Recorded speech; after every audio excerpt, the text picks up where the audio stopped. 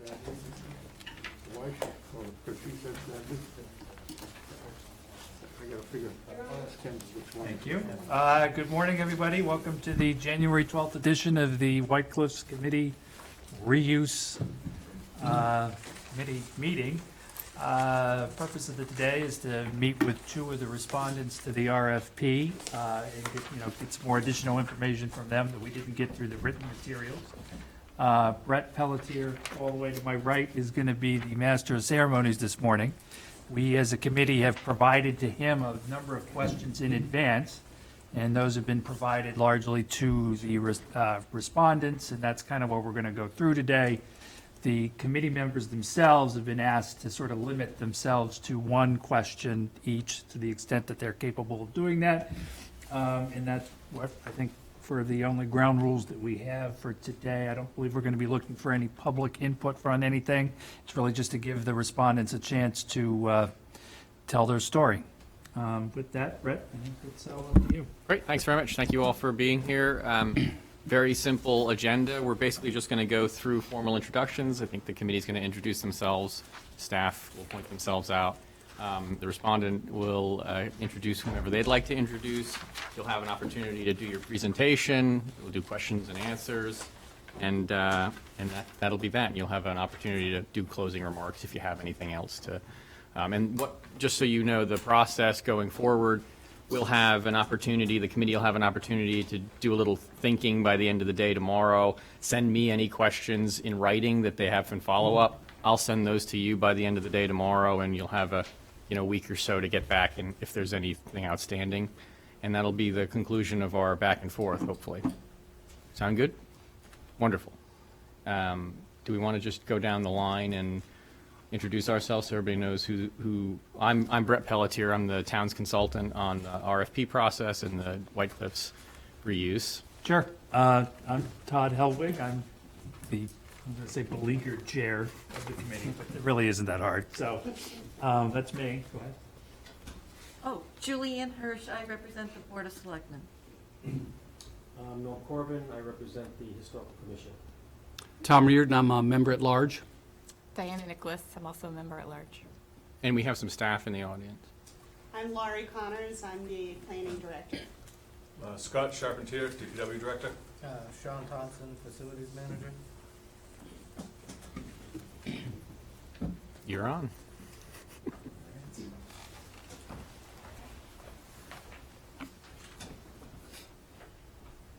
right, so I believe the instruction is that whoever's presenting should stand here. Is that? Yeah, and if you want to turn the microphone in your general direction, that probably would help. Okay. All right, can everyone see me and hear me? Okay, wonderful. Good morning, everyone. My name is Caitlin Madden. I'm the Executive Director of Metro West Collaborative Development. We are very excited to be here today to talk to you about our proposal for the redevelopment of the White Cliffs Mansion.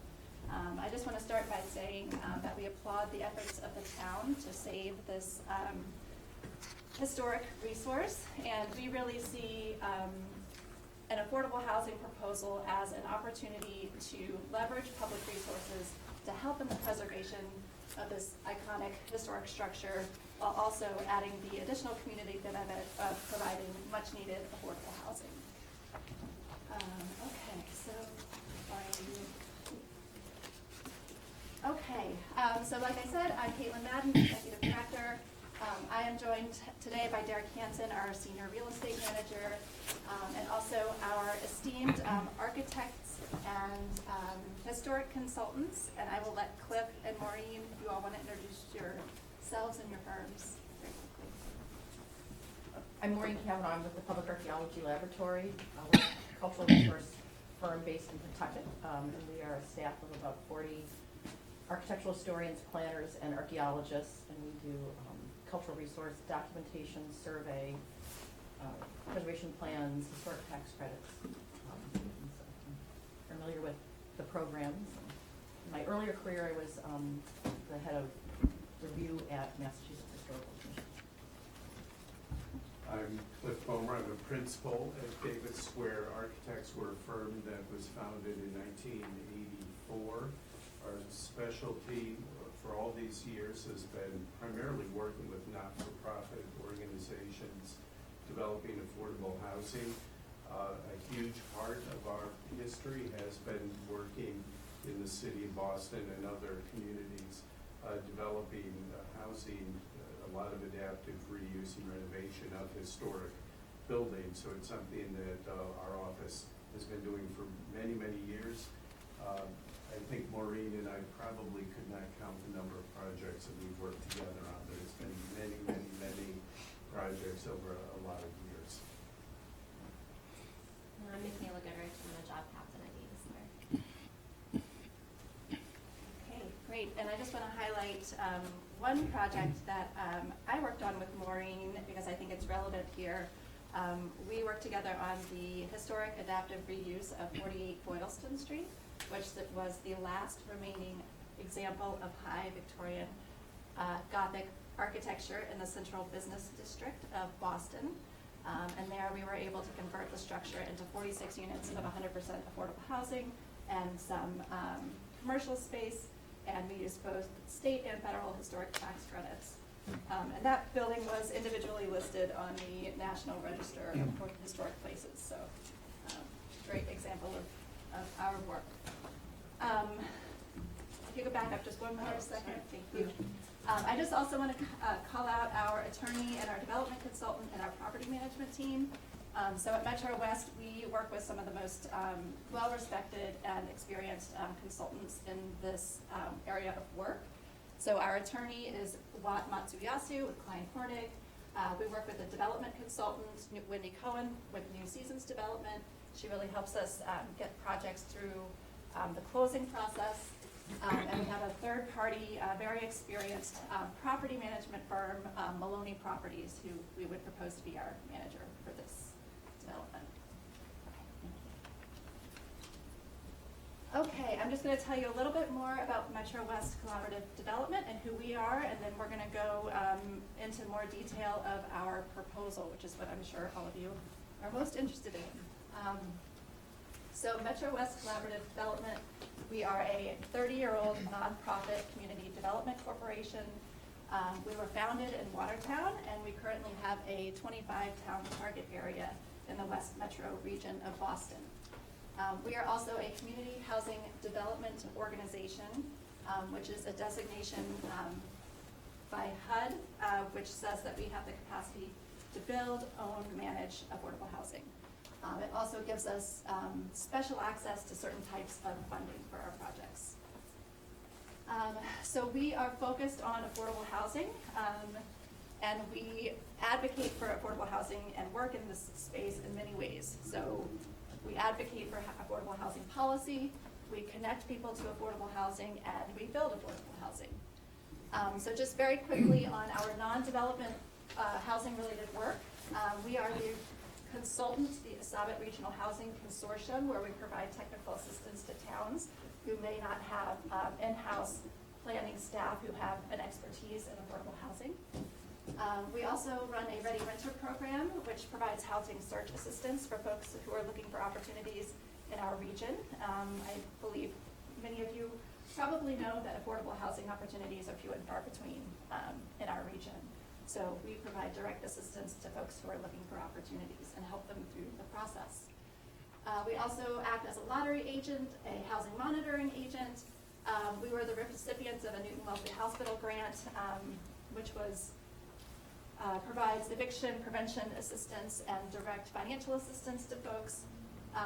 Through the course of the pandemic, we also administered almost $6 million in emergency rental assistance to help keep people housed.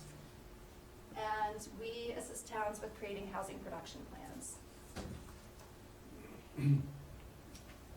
So I just want to highlight some of our development experience. So we currently have a portfolio of 110 units located in Watertown, Medway, and Norwell.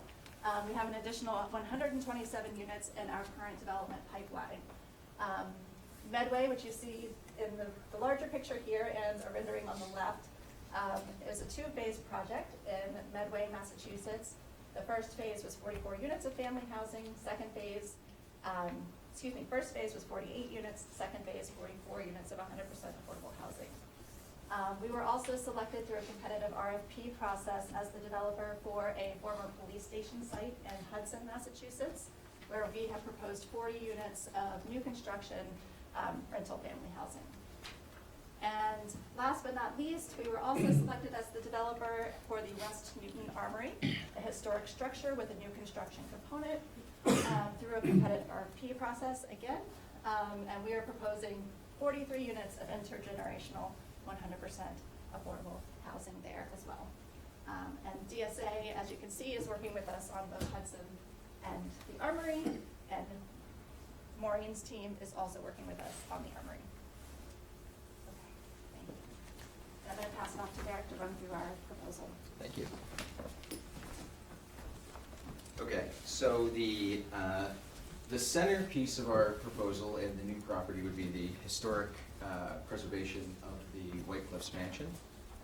One of the key things that we wanted to do when we started looking at how we were going to set up the site was maintain the historic sightlines from Main Street, which is why you'll see that the building is positioned behind the historic structure. As part of our preservation, any of the architectural elements that we're touching are going to be under the purview of the Secretary of the Interior's Standards for Rehabilitation of Historic Properties. And then additionally, because we're using historic tax credits from the federal government and the state government, it'll be administered by the National Park Service and the Massachusetts Historical Commission. So we will have, in addition to Maureen's team, we'll have 2 additional agencies that will be reviewing all of the historic preservation work that happens as part of the renovation. One of the key elements that we want to improve in the structure as it exists now is to increase the efficiency of the operation of the building. So we think there's a good opportunity to improve the insulation and weatherization of the envelope, which we'll look to do, as well as improve the mechanical systems.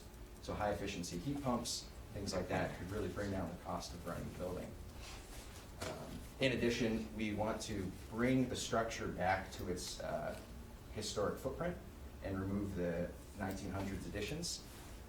And then we want to use the first floor of the building as community access space, as well as potentially the management office, and then have residential units on the upper floors of the building. In order to make all of this happen, we need to include an intergenerational affordable housing project on the property. Fortunately, it's a 7-acre site, and it's a 7-acre site that benefits from some topological features that help us out here. We are at the top of a hill with substantial tree cover, so that makes the view from Main Street of the 52-unit building less than it might otherwise be. We're also planning to do 3 stories, which is similar to the size of the structure on Main Street. I think it's 1 East Street or 1 Main Street. That's a commercial structure down the hill. And then we would use some massing reduction features, such as a slope shingle roof for dormers to help make it fit into the context of the neighborhood. We would also be proposing an all-electric building in order to make the addition of future renewable resources better for the property. And we would be pursuing other ambitious sustainability goals. For example, on our Hudson and Medway Phase 2 projects, we are pursuing Passive House. The Passive House certification is really the gold standard as far as efficiency goes. And we would look at something similar to that here. Additionally, since we are envisioning this as an intergenerational housing complex, we want to make sure that access to the property, in particular the new construction, is really at the highest level. So we're going to be using what are called universal design principles to make sure that while not every unit itself will be accessible, it will be visible throughout the building, and then we'll also have lots of other elements that just make it very easy for someone with limited mobility to get around. Additionally, we think that we can maintain a lot of the open space that already exists, since a key part of the property will be placed on what is now the paved parking lot behind the existing structure. And to speak a little bit more about all of that, I will ask Cliff to come up and give us some of the design elements. Hi, I'm going to speak, sort of, go to the next slide. I wanted to give a little bit of a window into what I anticipate, or how the process could go. I think all of you have really demonstrated a commitment that I think is really unusual, the degree to which your community has embraced this project and has literally invested in it. So I think we see our role as working very closely with you to see where you think this should go, what you think would be a compatible type of building. We of course need to get everything through the Park Service and ensure that we get the funding that we need, but you've invested so much in it already. We don't have a canned solution. So this slide, we're calling this concept images because our role is all ears, get a dialogue going, listen to the thoughts you've had and put into the development already. We've done a lot of historic projects, and they're not the same. No two of them are ever the same. So these are just images. I think we did think probably a sloped roof solution, given that we're not very close, wouldn't be very near the other buildings, so we wouldn't set up a kind of competitive language. But these are some examples that kind of contrasting. Village Hill is family housing now in Northampton. It has, actually it's on a large, the old hospital site in Northampton. There are some historic buildings on that site, but this was not historically driven. It didn't get historic tax credits, but it has a kind of almost romanticism to it. The Village at Meadowview was actually a HUD 202 senior housing development. They were very keen on it having a very home-like feeling, even though there are a lot of units in that building. The one in the middle was developed by House of Hope. That's relatively new. That we restored a historic building that's on the street and then built a very kind of plain-looking flat roof building behind it, and that's really the way the local commission wanted us to drive that one. So that's why we're calling it concept images. We don't have a cooked version at this point. We know the kind of volume and unit mix and components of the building that we think need to be there to make the program work, but we don't know what this thing will look like. The next image is just some other pictures. We could go to the next slide. Of the variety of housing. I put the South End Apartments, working as an affordable housing architect in Boston. You really need to know how to deal with historic properties and local commissions. The South End Landmarks District Commission has a reputation for being pretty tough and rigorous, and we've done over 200 buildings in the South End, brownstone buildings. Historic South End Apartments was one of many of the projects that we had done in the South End. We pretty much always have something going there. Alaska Street was developed by Caritas Communities. It took a historic home and converted it into SRO units.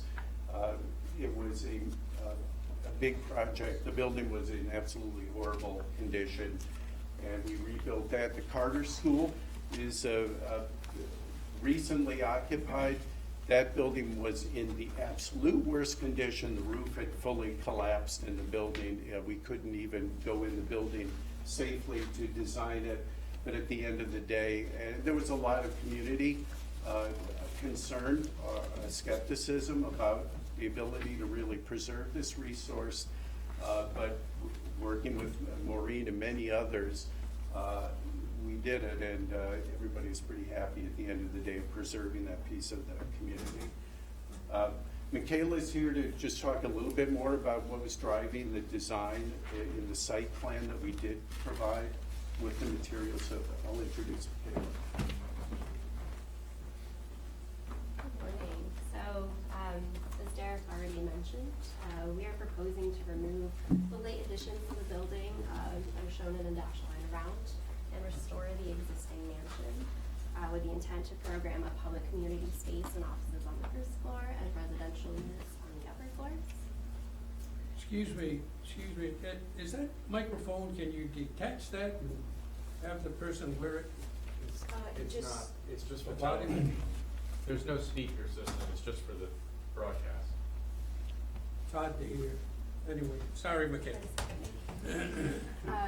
And so tucked to the north corner of the site, we are introducing a 45,000 square foot, 3-story multifamily building with 1, 2, and 3 bedroom units. And we have located it here partially because the site is relatively flat here, but also we felt that it would be the least impactful on the site, and we wanted to maintain views of White Cliffs. And some of the site design includes a tot lot play area next to the existing mansion. Oh, sorry, I to go back. Thank you.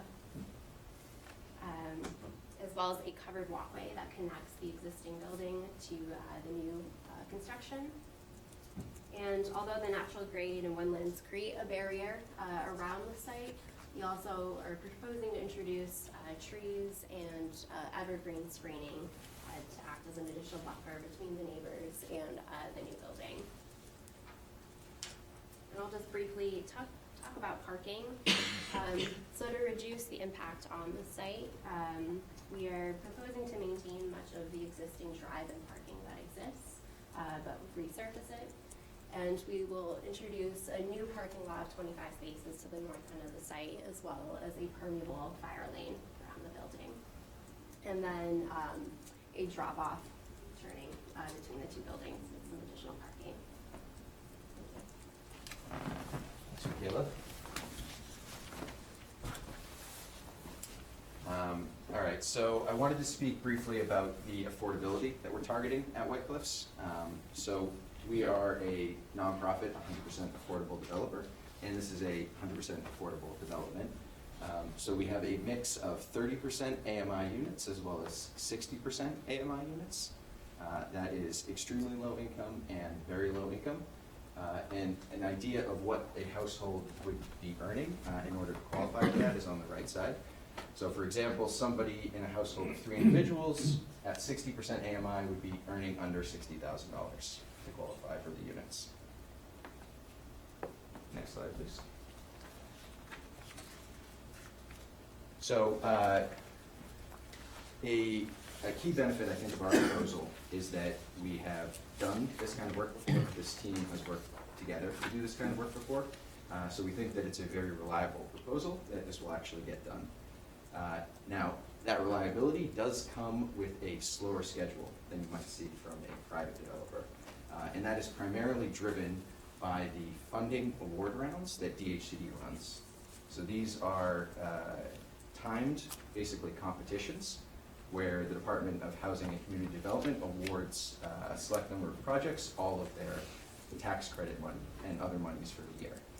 The initial award round is in January of each year, when new projects will be admitted in, and they may award half of the projects that come in that round.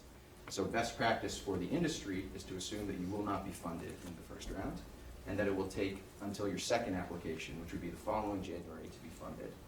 There is a kind of halfway step, which is what happened in our Hudson project, where we were admitted into what's called the mini round in September.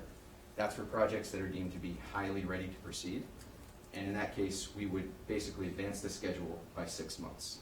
So that's why you see here, starting in May, 24, 25, because while we would hope we would be awarded in the January of the first year that we apply, it is best practice to assume it will take another year. And that's purely based on the amount of competition for the tax credit funding that exists. Now, that being said, they will be giving a lot of resources to the project. As you can see from the budget, we're targeting about a $24 million total development cost, which is split, as you can see here. But in order for us to access those resources, we do need to go through their process, which takes a bit of time. Next slide, please. This is a breakdown of how the funding would come into the project. So you can see that the vast majority is through the low-income housing tax credit, which is administered by DHCD on behalf of the federal government and the state government. We also have a substantial slug of money from the historic tax credits, which would be used exclusively for renovating the historic house, and gets that additional oversight of the historic features that we discussed earlier. We would also have a typical permanent mortgage from one of our lenders, perhaps Mass Housing Partnership is one we use often. And then there's a slew of other alphabet soup type agency or programs that will fill in the rest of the funding. We do also expect and hope that we could get some money from the local community preservation fund. One key benefit in our eyes for that request for this project is that there are 3 buckets that basically CPC funds can be used for. Often we are targeting just affordable housing because there's a set aside for that. But in this case, we think we could actually check all 3 boxes, which is the historic preservation, certainly, affordable housing, and perhaps even the open space. So that would actually allow you to access more of the CPC funds than you might otherwise be able to just for affordable housing. Next slide, please. So our preference for most all of our projects is to go through what's called a friendly 40B process. So basically, Chapter 40B is a state zoning regulation that allows an affordable development that meets certain criteria to put an application into the Zoning Board of Appeals. And if approved, that will subsume all other local regulations and rules under one comprehensive permit. Things like the Wetlands Protection Act, things like building code, those are administered at a higher level, so they would not be affected by the comp permit. But specifically, it allows you to subsume the zoning regulations. So basically, we would put in this application to the ZBA of Northborough, and once it was approved, we would have the zoning specific for our site that we needed specifically to do this project. It's a very long document, it's very detailed, and it lays out exactly what we're building, and how it's going to look, how many units, all that stuff, and it would be agreed with the ZBA. Once we have that, which is a critical step in the eyes of the DHCD, we would be able to apply for the funding. So we would go through that process basically all in the first year after you hopefully selected us for the development. There is potentially another path that is not necessarily our preference and may be more difficult on your side, but could potentially have a benefit for you if this is something you're thinking about already, and that's the MBTA community zoning. We know that Northborough needs 50 acres of land to be designated for that. It is possible that this 7-acre site could be helpful, but it would probably be a more elaborate process to make that happen. All right. And I think the last thing that I wanted to talk about was how this project aligns with the goals of the master plan. So the key things that we think we advance from our proposal are listed on the left side. In particular, I want to highlight housing goal 2-4, which is that the town incorporate more housing into downtown that will attract residents and support the area's economic viability. We do believe that the addition of the 52 units downtown within walking distance and on the sidewalk from the downtown area would be helpful both from supporting the local business from the resident spending, as well as potentially adding to the employment pool that those local employers would draw from. And I just really enjoyed the quote that you have as your vision statement here, so I put that up as well. We are going to be preserving the historic site, adding housing stock that supports longstanding residents and new arrivals, and we will strive to have a high degree of sustainable development for the resilience of the community. And with that, I think I'll turn it over to Caitlin for those remarks. Okay, so our intention here is to really have a collaborative process. We feel like we've put forward a very compelling proposal, but our intent is to work with the local agencies, local community, and department heads, engineering, to make sure that our proposal is appropriate for the site. I know that we have a very strong track record of working with towns following a competitive RFP process, and I believe we've provided our references to the other towns that we've gone through this process with, and I hope that they have been checked. But that's a great way for you all to get a sense for how we really collaboratively manage this process. I also just want to highlight again that we really view affordable housing as the use here as a win-win for the community, both in terms of preservation of the existing structure and creating additional affordable housing that is desperately needed at this time. So with that, I'll just say thank you and open it up for questions. Great, thank you very much. That was very helpful. I'll just pause so everybody gets situated. So I thought I'd start off with a few questions, and then we can filter through the committee and then round up with staff. Brett, do you mind if I grab the laptop? You do as you please. Great. And your references were called and checked, and they were glowing. And a memo went out to the committee yesterday to reflect those remarks that were made. So I'll start. The first question is, I think it's an important one to understand. You, in your capital stack, have an $800,000 earmark for CPA funds. And you talked a little bit about how you think that would work. Maybe you could talk a little bit more about how that is, what the basis of that request is, how that's beneficial to the project, and what you do if we're not the CPC, right? So these guys aren't the CPC, so we can't guarantee any source of funding. So, always understanding what happens if that can't be delivered. What's the alternative? What's the challenge? Does that impact the project feasibility? Does that impact your ability to secure DHCD funding, et cetera? I know that was 100 questions in one long, non-punctuated sentence, but sorry. Sure, so I can speak to that. So generally, DHCD will expect that there is a local contribution of funds to the project. I understand that the town has purchased the property, the town has already put money into the property, but DHCD will still expect an actual contribution of funds into our budget or our proposal. I think that this is a very challenging site. While the historic preservation is very important and is key to this whole proposal, it does introduce other costs and complications where a new construction proposal would not. So it's we have a lot of work to do around due diligence, budgeting, to really fine tune those numbers, but it is our sense that a local contribution of additional funds would be required. DHCD expectations aside, just to make sure that we don't have a gap in the project. So I think that our intention would be, we did have an early conversation with the affordable leadership of the Affordable Housing Partnership, who I believe provided a letter of support for our proposal. So we would work closely in the early stages around having those conversations about timing, amounts, and expectations for those funds. Okay, great, thanks. The other, I think,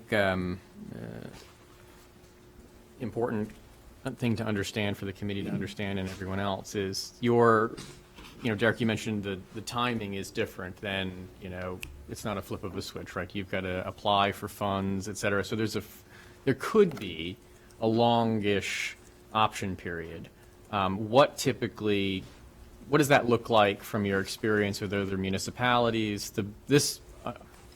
For better or worse, this property is really well preserved and it needs to stay fairly well preserved. It's not like Cliff's project with the roof caved in. You can just leave that open to the elements for another 6 months or 12 months. It's not a really big deal. There's an ongoing effort to maintain and heat or keep electricity going and plumbing and all those sorts of things and insurance and whatnot. What does that relationship look like typically in your prior experience with these sorts of assets? Sure. So I think that that helps in our argument to the state, right? The structure needs immediate repair, and there's some urgency around moving quickly through the process. The state has many projects that are in that category, so how much that will benefit us depends on the other applications. I think that at the Hudson project, it's a similar situation. There's a vacant police station. right in the middle of this beautiful neighborhood. It's fallen into disrepair. People have wanted to tear it down for, years, and they're desperate to move forward. After we were selected as the developer, we moved as quickly as would have been possible through our process in terms of diligence, permitting, getting our funding application into DHCD, and as Derek mentioned, we were invited into the funding round on our first application, and then invited into the mini round for projects that are highly ready to proceed. So for that project, we were able to move as quickly as a project could through the process. I do think here we've got a little bit more diligence on the historic side related to coordination with the various agencies. But, the faster we are designated as the developer, the faster we can kind of jump into those processes and get them going. And, I think we have a track record of, if anyone can do it, we can do it. And we can do it efficiently. Okay, and so tying into that is, you've had you said you've got 110 units currently, you're a 30-year-old nonprofit, and you've got 120, so you're going to double your portfolio in what I imagine has been a very short period of time, right? So have you gotten into a place where you have been unable to deliver a municipal project like this, that it hasn't been funded or it hasn't gotten the approvals necessary? We have not. Okay, that's good. You want to do that as much as possible. So that's excellent. I think people, the conversations I often have with municipalities is, well, what happens at the worst case scenario?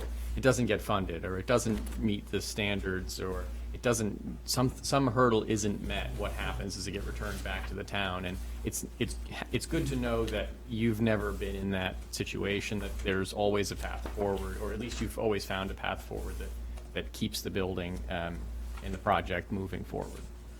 Right, and I will say, in a municipal RFP process, we have never not been able to move forward.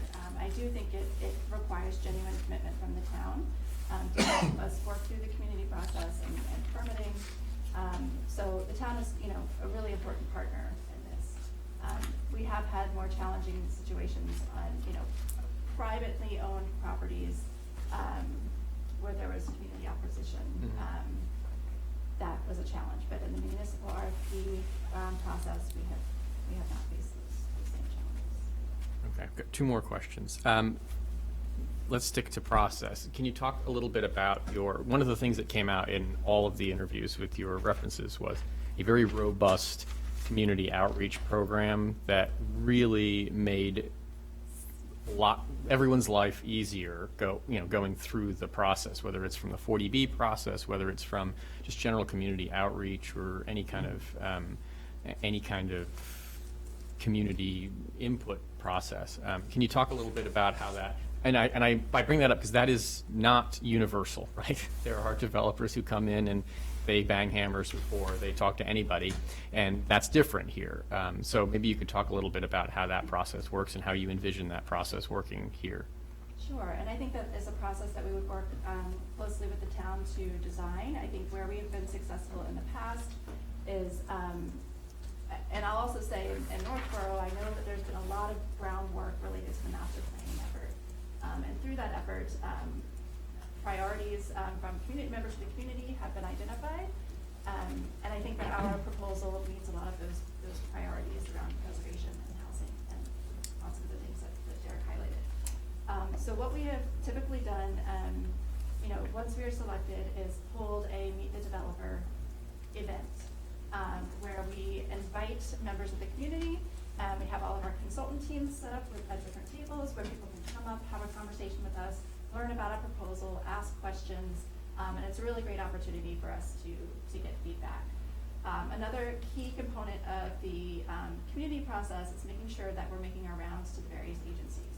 So the Historical Commission, the Affordable Housing Partnership, the department heads and the engineering folks, and at each of those forums, that would be an additional opportunity for public comment. So we believe in a robust community process, and we would work closely with the town to determine what exactly that looks like in this case. And, you know, we pride ourselves on providing communication.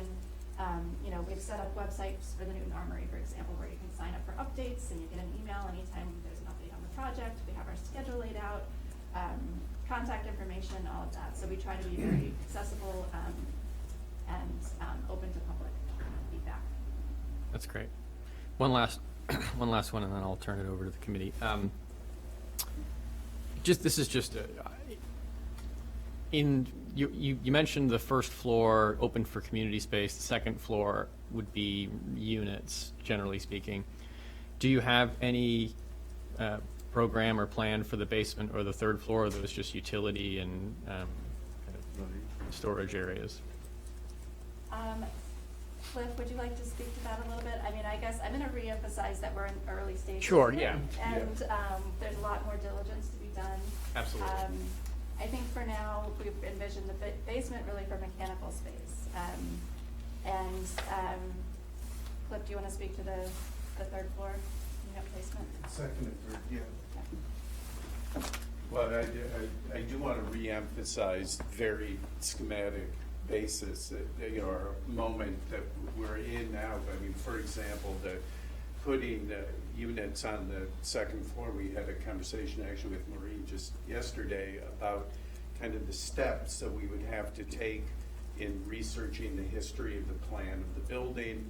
Where are there appropriate places we could put up walls?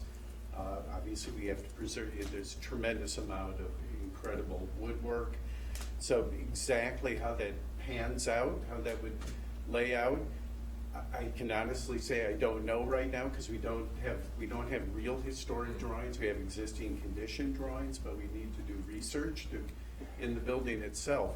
I think the basement, actually, I think we could use that basement space if there were a need to use it. Most of the mechanical equipment that we're looking at modern heat pump systems, including for the domestic hot water. So the kind of demands for mechanical space are not the same as they used to be, where you had massive boiler rooms with ladders going out in them and all of that. We don't really need that for this building. So I would reserve judgment on the programmability of the basement. It's a really interesting cavernous space. I'm sure there's a lot of history down there.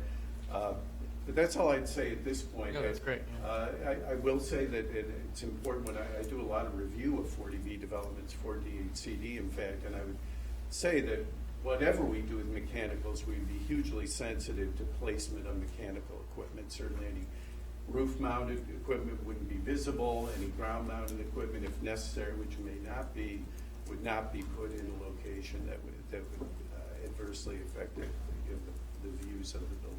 So. Great, thanks so much. Todd, I'll turn it back over to you.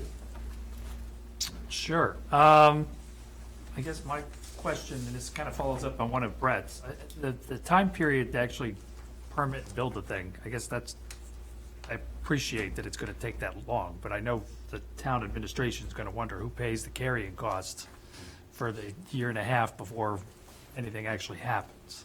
That was going to be my question, if that's in the budget or if that's us, what your thoughts are. Right, so we have typically actually conveyed the property at our financing closing.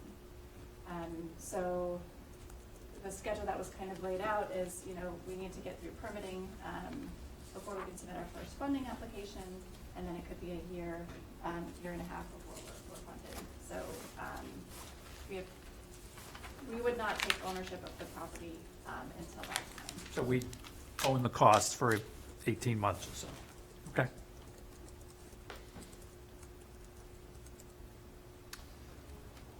That's what I had. All right. Let's see. Yeah, and Norm, I just figured we'd go one question each, we'll hit staff and then come back to the committee afterwards, just so we make sure we have enough time for everything. Makes good sense. When I read through your literature, you do a lot with community outreach, which is gonna be critical for this project, for sure. So could you explain, you said a little bit about it, but I'd like a little more explanation of how you actually get the community involved, face-to-face, just right, you can expand on that a little bit. So that would be one of our first orders of business is to, if we are selected, to hold the Meet the Developer event, so to really get some early stage feedback. In the past, we have worked with the town to get the list of abutters, so the abutters would certainly be on that list. We would also be sure to advertise in, local papers, if there's a local, Facebook group, work with folks to try to get the word out about the event. And we've typically held a series of events. We have seen success in making our rounds, getting out to the community, getting out to various agencies, taking that feedback, making tweaks to our proposal, and then making a second round with updates. I think that we are responsive to feedback. We also understand the levers that we do or don't have for making modifications in terms of making sure that we can finance a project. But again, we would work with the town to make sure that we are getting in front of people at the appropriate times and having the appropriate level of feedback. Because the real key here is this is gonna end up being a town meeting vote.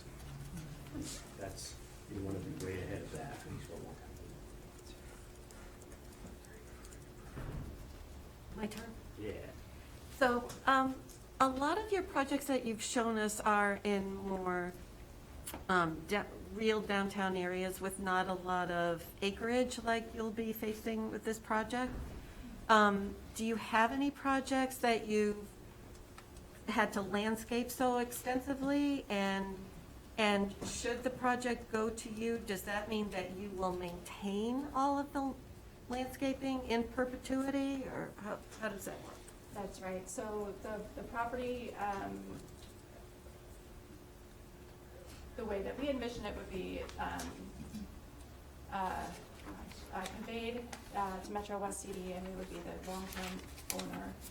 And as part of that, we would be responsible for covering the costs of maintenance. We have high standards in terms of maintaining our properties. We have professional third-party management. We understand that the operating budget for a property of this size will be higher, which represents another financing challenge here that we're focusing on. But I think that our intention, we often work with really fabulous landscape architects who can help us find native species, low maintenance landscaping features that hopefully will reduce the amount of maintenance required. But we understand the priority and interest in maintaining that historic lawn and sight line, so that would be the case. And as a specific example, I'll just say that our Medway project, which I'm managing currently, is, I believe, on a 4.5 acre site. Mhm. So it's similar in terms of, we had to build a driveway, we built parking lots, we've had a lot of extensive landscaping for like community space and hardscape and things like that. Thank you. So I had a question about general strategies for upgrading the White Cliffs Mansion. You don't have to get specifics, but you've obviously done many in the past, and this particular building has a degraded exterior but very well preserved interiors. So if you've confronted buildings like this in the past, what type of interventions and how did you do it? Can we go up together?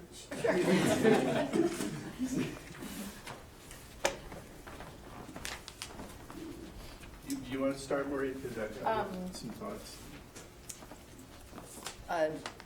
Degraded exteriors. I mean, I've worked on hundreds of historic properties through the years, and they're all, I mean, it's interesting, the Carter School is the exact opposite. The entire interior was gone, but the exterior, you couldn't even tell there was a problem in the building. I mean, I think the plan would be, which David Square proposed, is to take off all the sort of later appendages and then bring it back. I mean, that's what the Park Service would require if you utilize historic tax credits, is to base it on historic research and hopefully use better materials, but so, I mean, I think it has, what, asbestos shingles, or, it's got a lot of different materials on the exterior. It's got some rubber roof, but that all goes away, the rubber roofs on the flat part.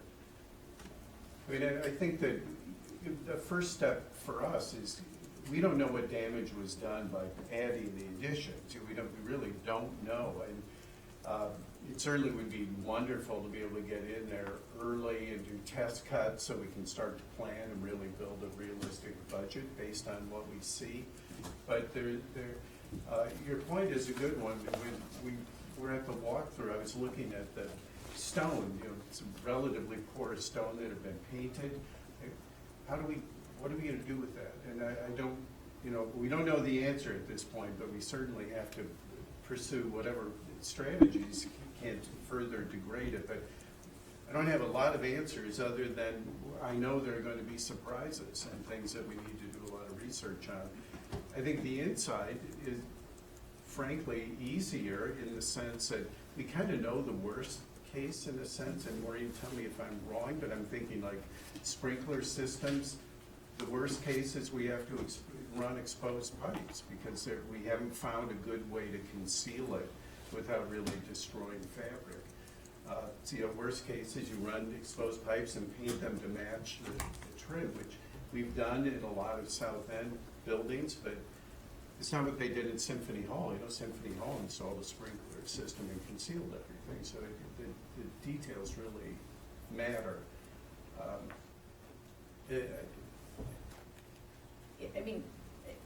As you know from working with historic buildings, where if you have there's always surprises. This building, I think, is going to have a lot of them, but once the sort of the exterior is understood better,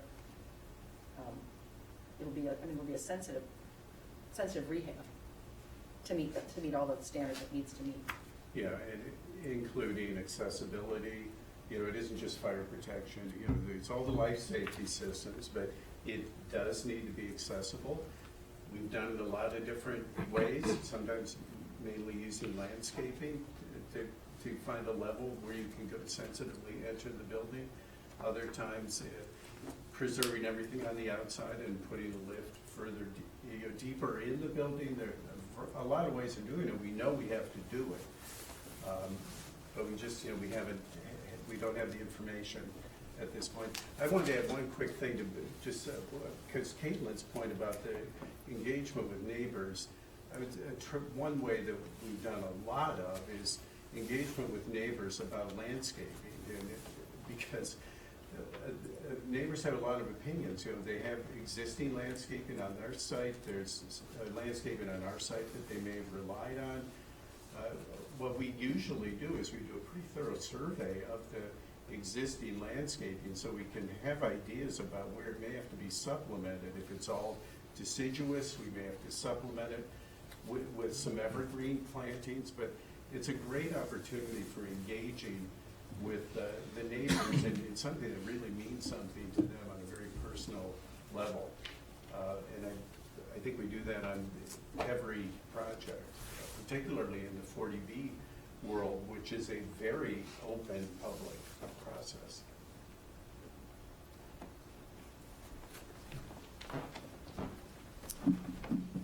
So I'll take the last question. Thank you all for a very impressive presentation. My question is really for all three entities, and that is, do you have the capacity to do the work? Things are very busy, and this would, jump into your 2023 workload very quickly. Is this something you feel that you have the resources for? I can start with Metro West. Great. The answer is yes. So we are, as far as our pipeline goes, we have sort of the perfect opportunity for our next project right now. We are submitting our first funding application for the Newton Murray project next week. Our Hudson project has already received a funding award, so we have a spot in our pipeline for our next funding application. So for us, it would, yes, we have the capacity, and it would be an important part of our pipeline, and we would certainly be able to provide the attention that's required for this project. Time for my swearing in here. The good news about attenuated projects is it's not the same effort the whole time, and the initial phases of this need careful attention. They don't need zillions of hours, they need real focus. And you know, we have a 30-person firm. Everybody who would have their hands on this project would have experience on working on similar projects, certainly. And so, yes, we do have the capacity. I don't know how many projects we have in the office right now. We have a lot of projects, and I think we have a very good record of keeping all of our projects on track and delivered on time.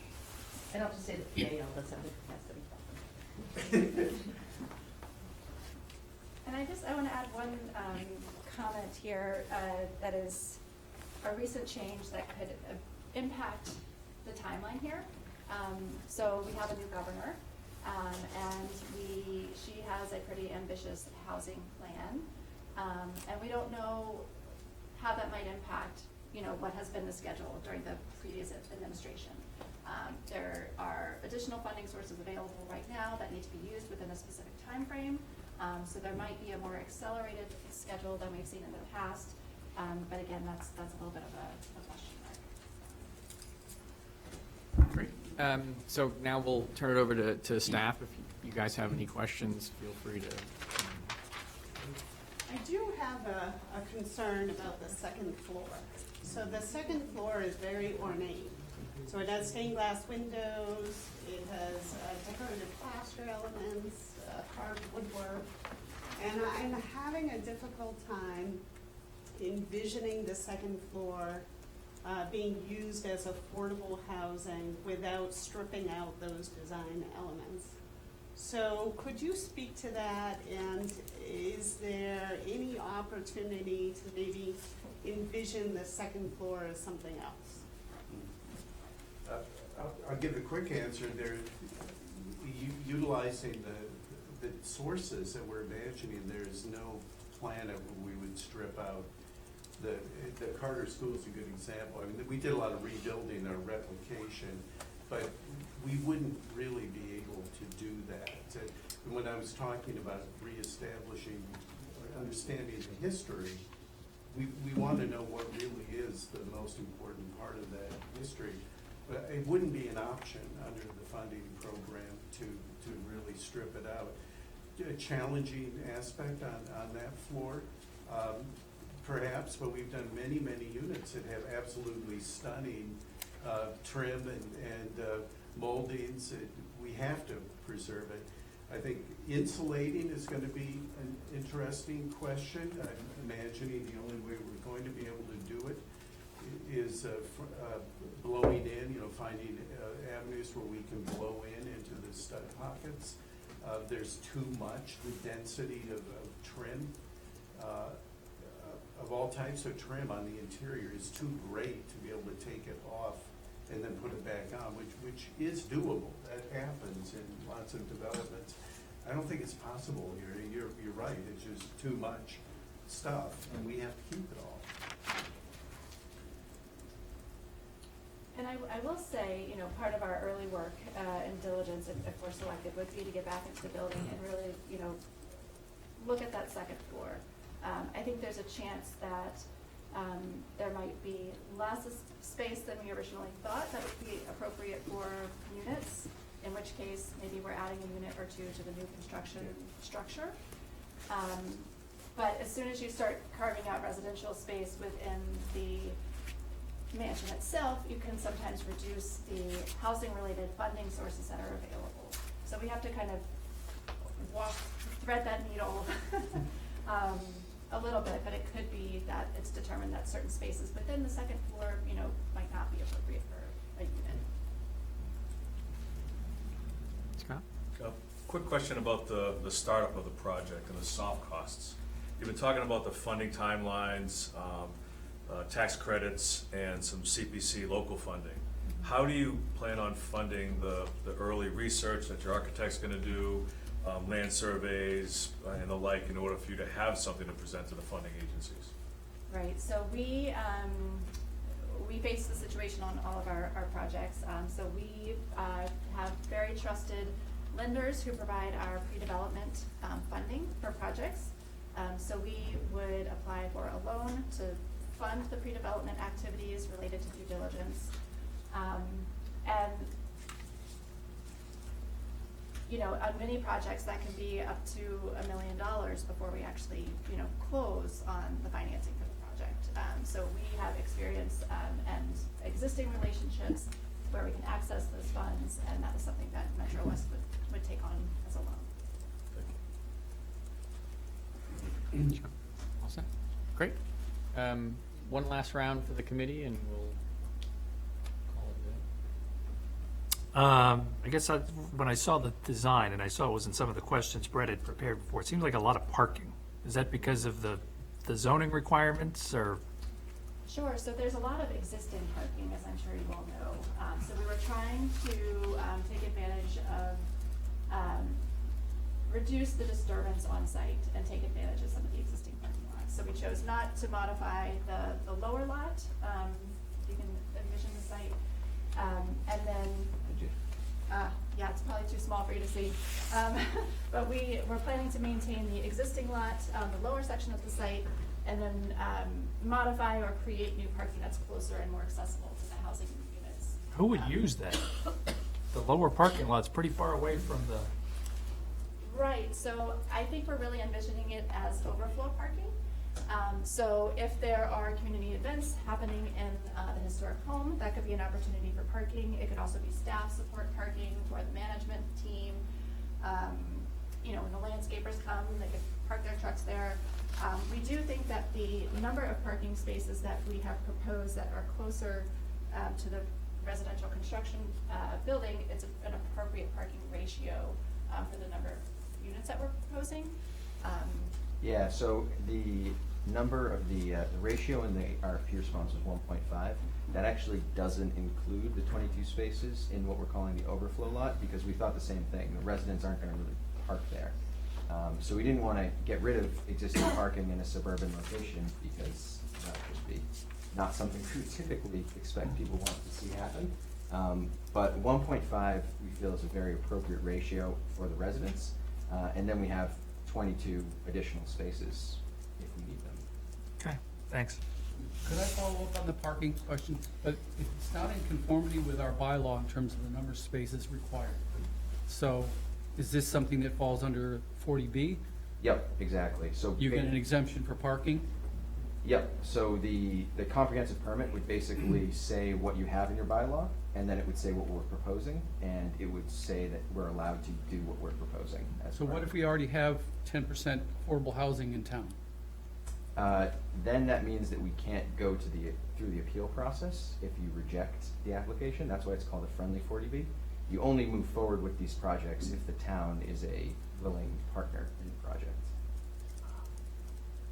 And I say partner as in collaborative, not actually a entity that owns the building. So I think Northborough does have over 10% affordable housing. You do, yep. Right, and I think, you know, part of our argument here is that there is still need, you know, even though the threshold has been met. I know that new census numbers are coming out soon, which may impact the percentages. And, you know, we're providing a pretty unique level of affordability here that I think is probably a really unmet need in the community, and can allow people to remain here who maybe are downsizing and want to stay in town, but they can't. Or folks who maybe have moved out of town, grew up here, but had to move out of town because they couldn't afford to live here, but would love to move back if there was an apartment that was available to them.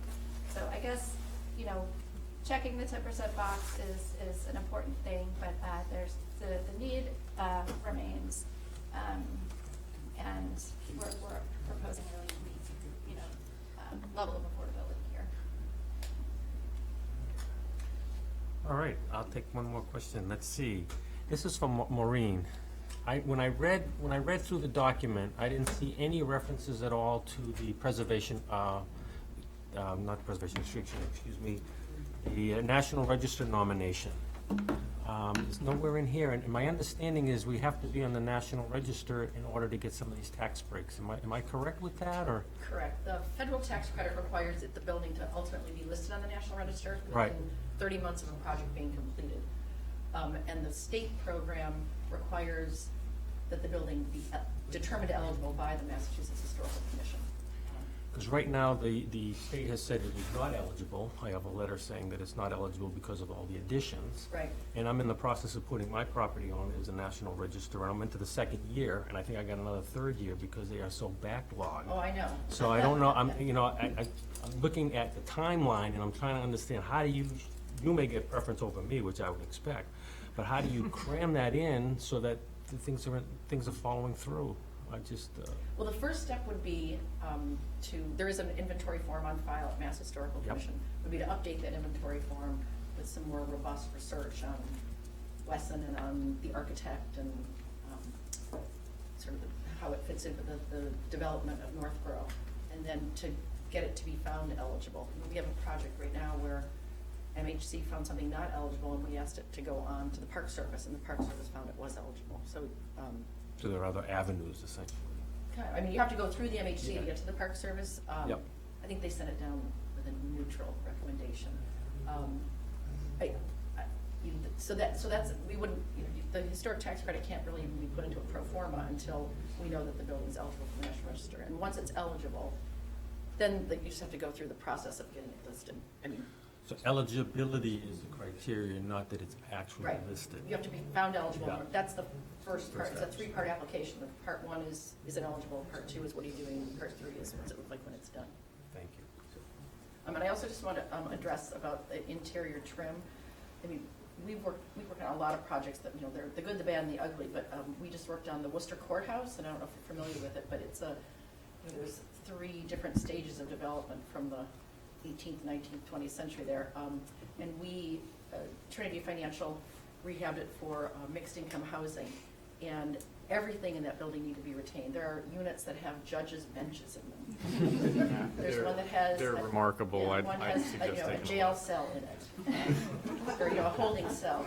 So, but everything, every coffered ceiling, you name it. I mean, it has way more than White Cliffs, and everything was retained and just actually it's completed now. So it can be done. You don't have to have a follow-up question, but if you have one, now's the time. I have one. Can you talk a little bit about your construction procurement? Do you have like a handful of trusted contractors? Do you work with them before the bid? What does that look like? Sure, so we have a really experienced pool of contractors with whom we work. Right now, we are in construction on a project in Medway, and Delbrook. JKS is the contractor there. They're very well respected, do a lot of affordable housing work in this region. And we typically do bring on a general contractor for pre-construction services. So they work hand in hand with us to walk the building, look at the site, give us early stage estimates based on comps, help us understand the numbers. And then we typically can either negotiate a contract with that contractor based on competitive bids from subcontractors, or we put the project out to bid for competitive bidding at a later stage once the design is developed. So we have a couple of ways we do it. We have really experienced folks who we work with, and I'm sure would be eager to work with us on this project. That's great. I mean, I think this is a project that's ripe for pre-con, so. Yes. Okay, thanks. I have a question. So, could you give some examples of how you have worked it out with towns or cities that say, for example, in 75 years, Metro West merges with somebody else and, you might want to sell the property? How do you, are those individually set up legally, or how? Right, so we would, on our projects, we have typically 11 different sources of financing, and lots of eyes on all of the documents, and lots of folks who are interested in ensuring that we can't develop the project and then sell it and, get rid of the affordability restrictions. So as part of our closing process, we would have long-term agreements around the affordability restrictions. Typically, we have restricted to affordability in perpetuity. And if Metro West were to go out of existence, which is not going to happen. There would be a You long- might get bought up, you merge. Right, so it would be a long process of working with all of our lenders and the state agency about, making sure that that is an appropriate next step. But that has not happened on any of our projects and not something that we have in the horizon. But there would be lots of restrictions around how that might look if it were to happen. Are there any agreements we could look at that you've, like in Medway, is there something that says if the property needs to be sold, if the town has first dibs or anything? Are there any contracts we could look at? Yeah, and I think that, yes, and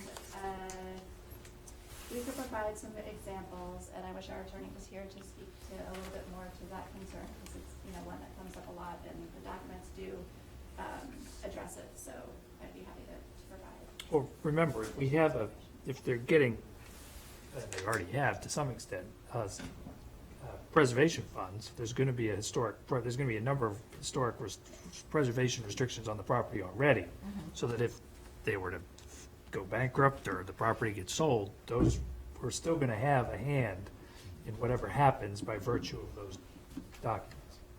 That's right, so And- the historic restriction and the affordable The housing architect. restriction would carry with the land. It would be a deed restriction. And just anecdotally, it's, in Massachusetts, anything that's financed with low-income housing tax credits or any other, quasi-public debt source, it's very difficult to unwind those arrangements, and they're multi-layered typically. So that's a policy decision to try to keep affordable housing affordable for a long time, if not forever. And so generally speaking, the capital stack that you've put together and the funding sources you've outlined, those are going to be, that's top on their priority list, is to ensure affordability for a long period of time. So all that to say, it's common practice to have those very, very long-term agreements. Wonderful. Okay, so we've got about 10 minutes left. I thought I'd just give you that last few minutes to wrap up any final comments, et cetera, and we'll thank you and get ready for our next meeting. Okay, well, thank you all very much for having us here. Again, we applaud the town's effort for all of the work that has gone into preserving the historic structure, making sure that it was not demolished, and putting the really focused and quality effort into this RFP process.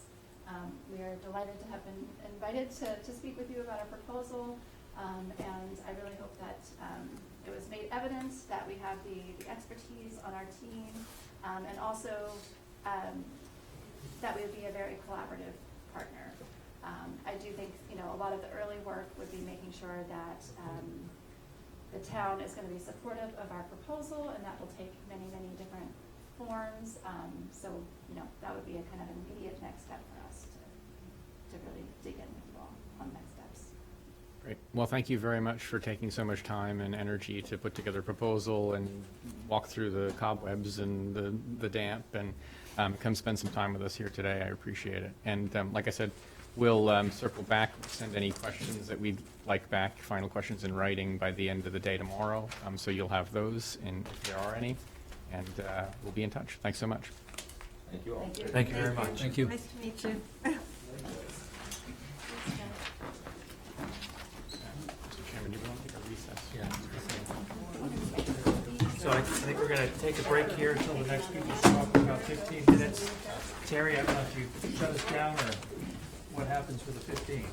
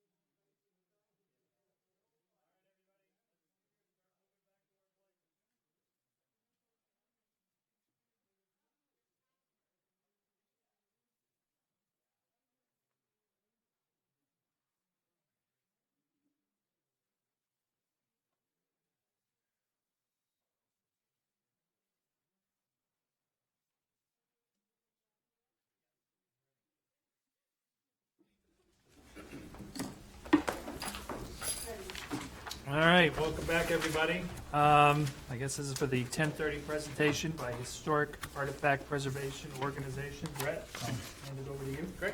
Thank you very much. Nick, this is a basic rundown of what we're going to do. We're going to introduce ourselves. You can introduce yourself for a couple of minutes. We'll have a presentation, and then we'll start questions from my end. We'll go to the committee, and then staff, and then we'll give an opportunity for you to give closing remarks.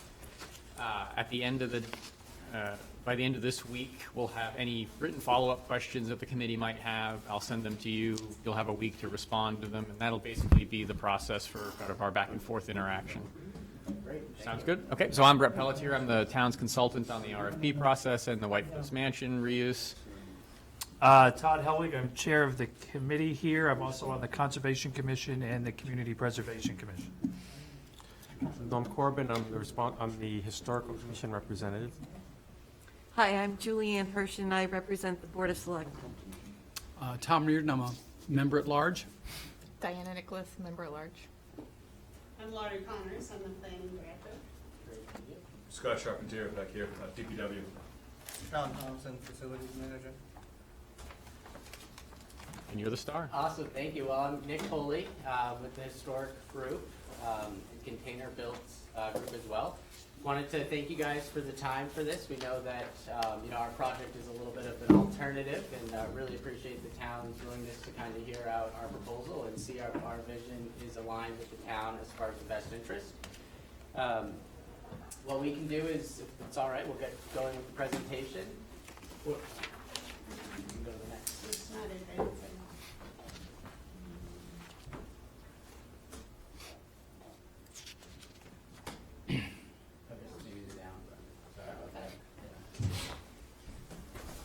So what I'll do is I'll give you everyone a quick introduction on myself and our group and our background and kind of what led us to presenting this vision to the town as an alternative to the development of it with regards to residential units. Then we'll discuss the objective of the project, the community benefits, the use, as well as our projected income streams, the addition of the replica greenhouse and our sustainable accessory units, and then a little bit more information on our Container Built Group and TAPO. I should note we are doing the project with Neshoba Valley Services. Unfortunately, one of their team members was not able to make it to today's presentation. So the reason why we presented this opportunity to the town is our view is that, there's many options for the property, that utilizing it in terms of creating more residential units isn't the best use. It really defeats the purpose of the town to acquire the property and use it as a benefit to grow both the local economic community as well as preserve beyond just the building, but preserve the grounds as a whole. And I'm sure as all of you are aware, when the property was originally built as the summer residence, it was very much landscaping was a key part of it, as well as the beautiful grounds and gardens, and it was originally the 100 acres that's in between those two stone walls. And our view is that there's a way to preserve the building and the grounds while still generating funds on the property to pay for the cost of operating the property, as well as paying back the debt on the property.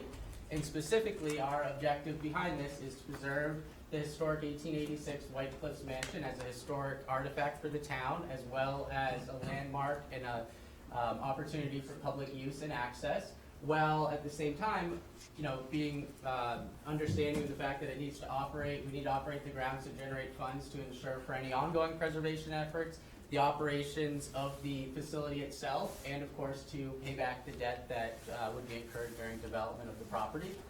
And it's our view that while we completely understand that kind of our vision is a little bit more, has a lot more moving pieces and is a lot more challenges that will need to be overcome, that it's a better fit for the town and the property than simply a real estate residential development on the property. If you don't mind, just going to the next slide. Our proposal and vision is really aimed and built to achieve the town's desire for the property, which is first and foremost to restore and preserve the historic structure of the property. And again, we also, when we say that, we're thinking beyond just the physical property building itself, but to actually preserve the grounds itself rather than build a development on other aspects of it.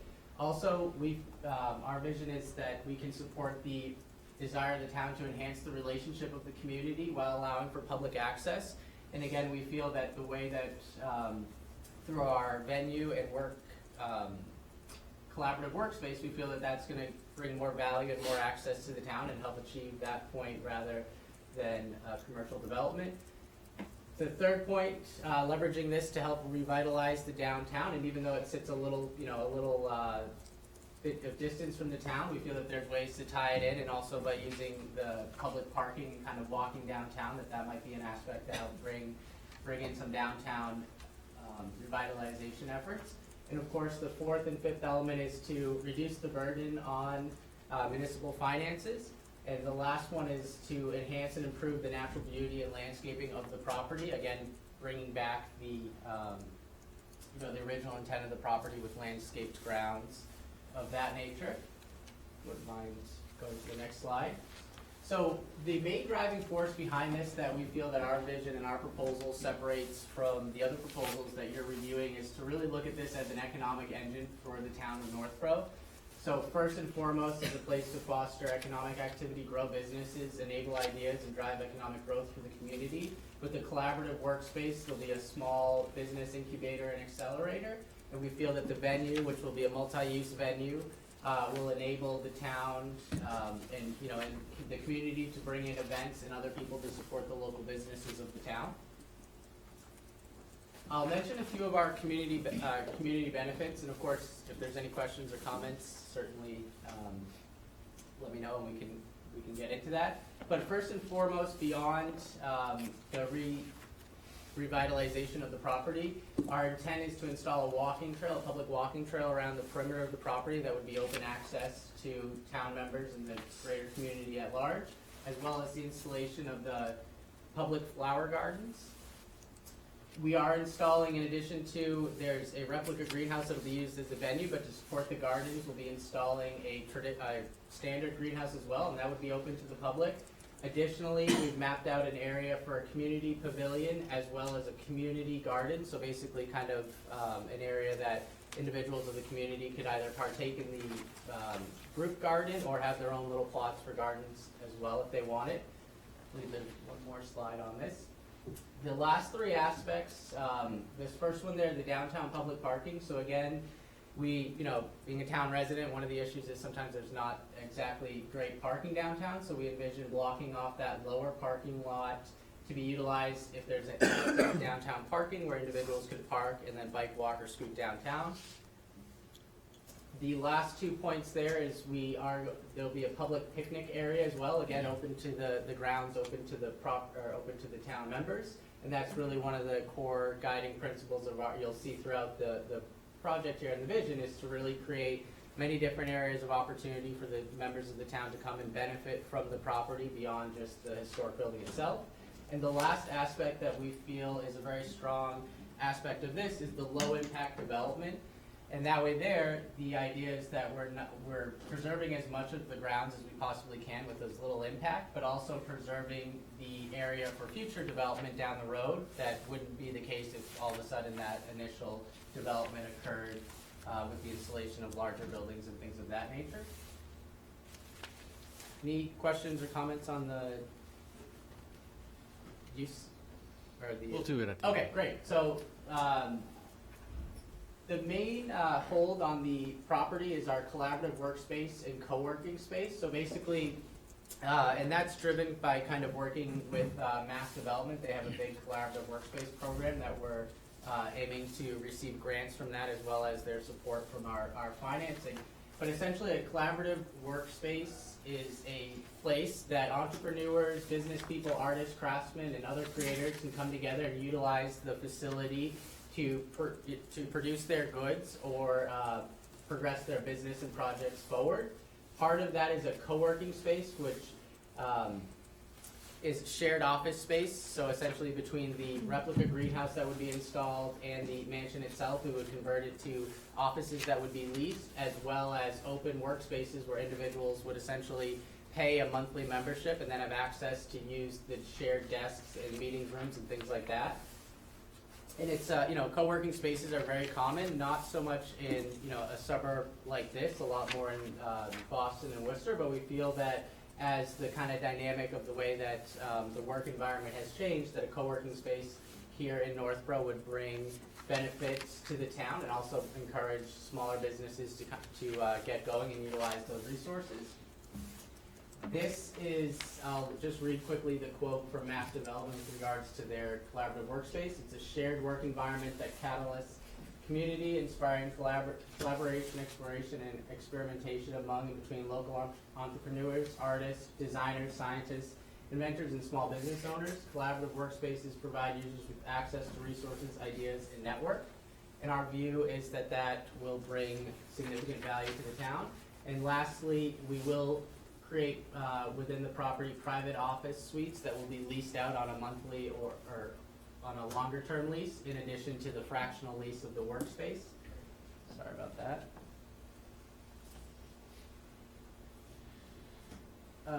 So the mansion itself, we've, based on the current condition and our objectives for the mansion, we've kind of outlined that the first floor would be relatively not leased and not and utilized as an open public gathering space as well as meeting rooms.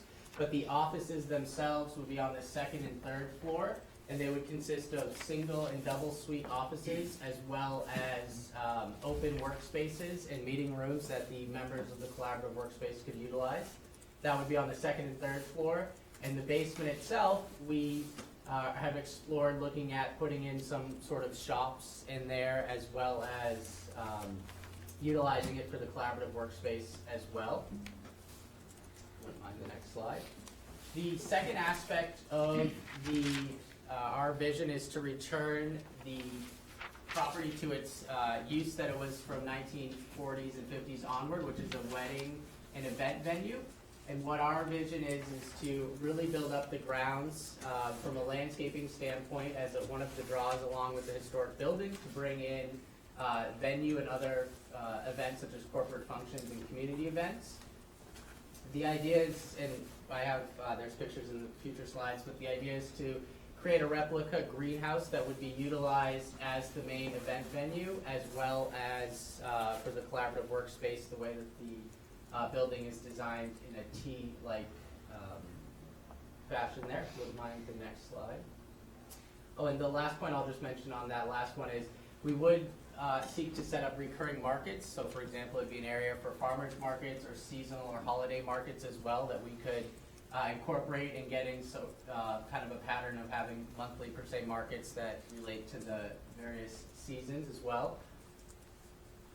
So we did outline a few, kind of plan out the income here because, obviously a project like this, right, this is the biggest aspect of it is can it generate enough income to support the opportunity and then most importantly pay back the loan and the debt on it. So there'd be two streams of income from the collaborative workspace, which is basically leasing of the office as well as memberships. Again, we aim to drive majority of that from longer term leases of offices such as lawyers and other professionals like that, as well as the second opportunity is to generate venue fees, use fees from the venue. So we project being able to build that out over time to average about 2 events a month. Obviously the weddings will be kind of heavily loaded during wedding season there. And the last aspect is member contributions and donations. There is, I believe, one more slide here that kind of breaks it down. So you'll see that the historic mansion itself has several units in it on the second and third floor in the basement as well. The greenhouse itself, the way it's designed, would have 6 workspaces in it, in addition to the area that would be utilized for the venue. And then the last aspect of the units to generate income would be our sustainable accessory units, which are units that would be around the property that could be leased as art studios, food service shops, maker space, a brewery unit, and remote offices as well. We also envision there being an opportunity, an area for food truck pads as well to generate income off that during particular events that they would be there to support the property. This is just a kind of a recap of how we envision the revenue coming in from the venue there. And I'll just note real quick that the idea is that we're leasing, it's a facility use fee. We won't be involved in the catering or any aspects of that. That's all going to be handled by the third party. A few points we'll just mention on the actual preservation efforts of the property itself. So our intent would be to remove the 1960s and 70s additions to it, restoring the property back to its original footprint. And most importantly, the exterior work would be one of the first projects, specifically the windows, which would need to be repaired, replaced, or reinstalled, as well as the wood siding, which, unfortunately, obviously, there's some areas that are intact very well, and some areas that are not, not in good condition that would need immediate repair, as well as focusing on the interior preparations for the removal of the 1960s and 70s addition, as well as a full refit of the electrical, plumbing, and HVAC and installation of the fire system. Wouldn't mind the next slide. The other key aspect to what we would be restoring would be the masonry, wood siding, and of course rebuilding the chimneys, as well as, and I should note, well, it may not be part of our first phase of the restoration of the building. We do intend to rebuild the original bell roofs that were on the turrets as well. Again, that might happen further down the road based on other development and needs that take first priority to that. For funding, we are working with Main Street Bank as one of the main funding providers, as well as support through Mass Development, both on their grant program as well as their loan support program as well that they work with. They've worked with Main Street Bank in the past. We also are looking at the historic tax credit and have be working with a third party that kind of supports that. And then we also wanted to gauge from the town to see if there was an opportunity to utilize CPA funding for this, given the given the the benefit for the town and the focus of really building this out as a place for the town people to benefit from, and seeing if there's access to that funding. And so Epsilon Associates is a group that we just recently got connected with, but the idea is that this is a consulting group that can help support on the historic tax credit, the preservation experts, as well as support with the attempt to, or the application for the National Registry of Historic Places. So we should have more information on that in the coming days and weeks as we build out working with them. So this is a few of the sketches of the greenhouse. So some of you may know, but back the original property across the street, kind of where the Central One Federal Credit Union is located, that's where they had a greenhouse that supported the property. And it was built probably a little after the mansion and then removed in the 1920s or 30s.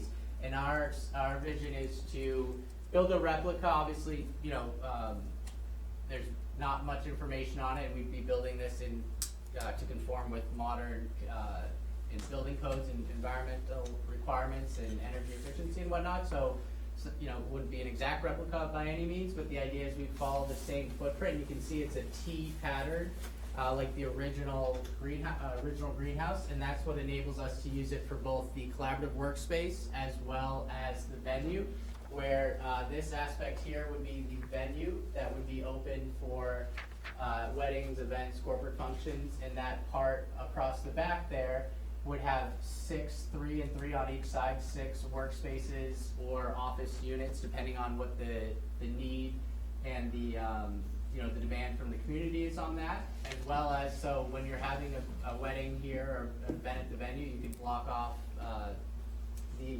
in-between and have 2 separate setups, as well as if it was something where it was more of a market, holiday market or something like that, you could actually utilize both the spaces where smaller vendors would come in and set up tables and other things like that in the large venue hall, whereas they'd still be able to walk up and down the halls and kind of access the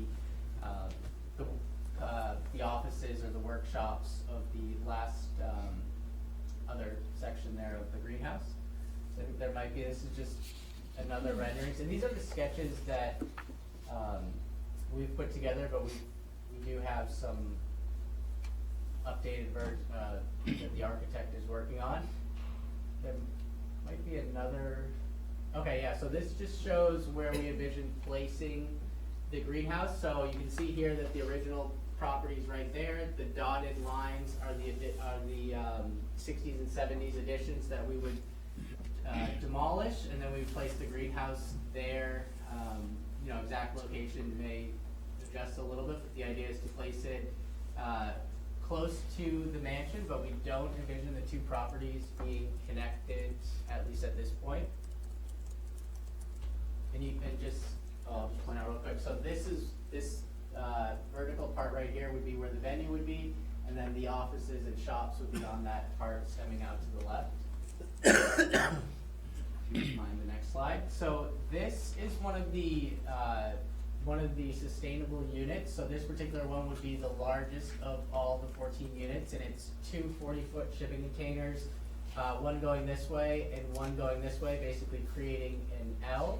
And this would be used, you know, obviously pending town approval and you know, hearing their feedback, but it could be used as a brewery unit or a brewery/bar unit, which not only would that, you know, our vision is that it would function within itself as a place for individuals to go, but also to support the venue as well as another area that could be leased out and support weddings or events like that. So the back unit would house a small brewery unit, again, you know, not a massive corporate brewery by any means, and then this shipping container right here would be where the bar would be built in, and obviously the overhang there, you would have seating and things like that under it as well. Just another angle of that, and I think there's a few other. So the other aspect are our sustainable accessory units. So these we see coming in 3 different opportunities. The 2 pictured here are on the left would be an office unit. So essentially to support the outdoor collaborative workspace that would be leased within itself, or could be part of the co-working space where different individuals could access and utilize it.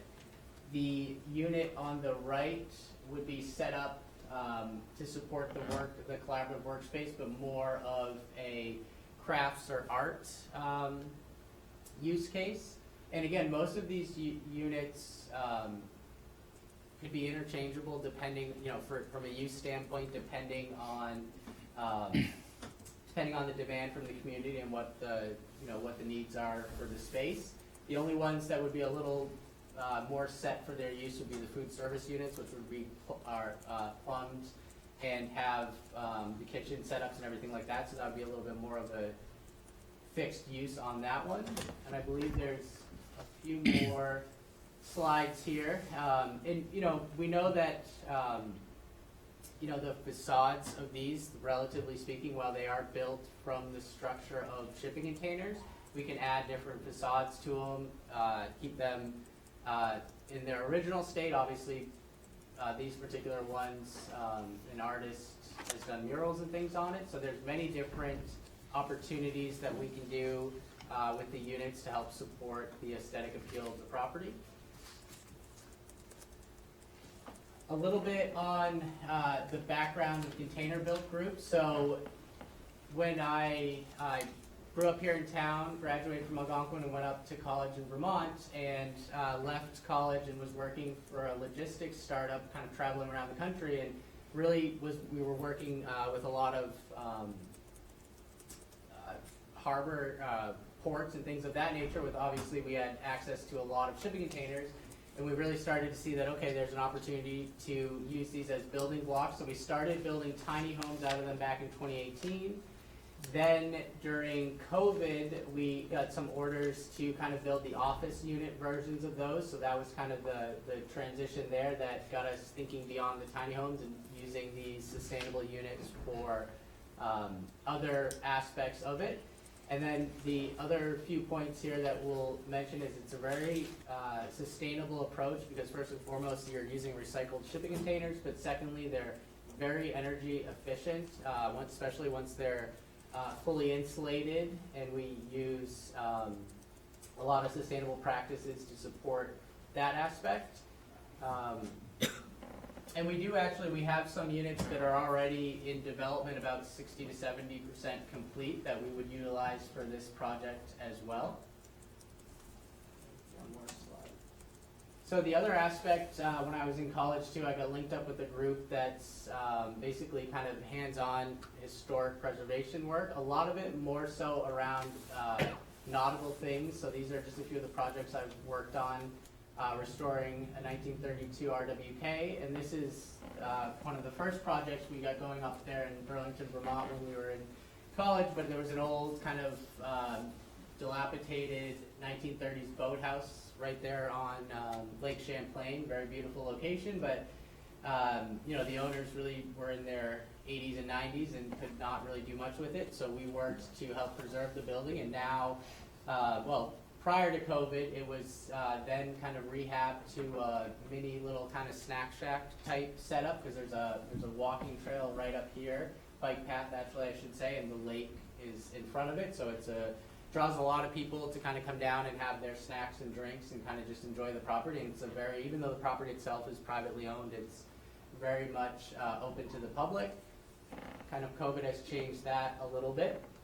But the idea behind our group is preservation through use. So the idea is to work on these projects and get as much community involvement as we can, and then continue to use both during the project work as well post construction to allow community members to access and enjoy either the artifact or the property itself. So that's all right now. We do have, I think there's a few slides in the appendix for the conversation. Want to thank everyone for your time, and obviously certainly look forward to answering any questions and going from there. Great, thank you so much.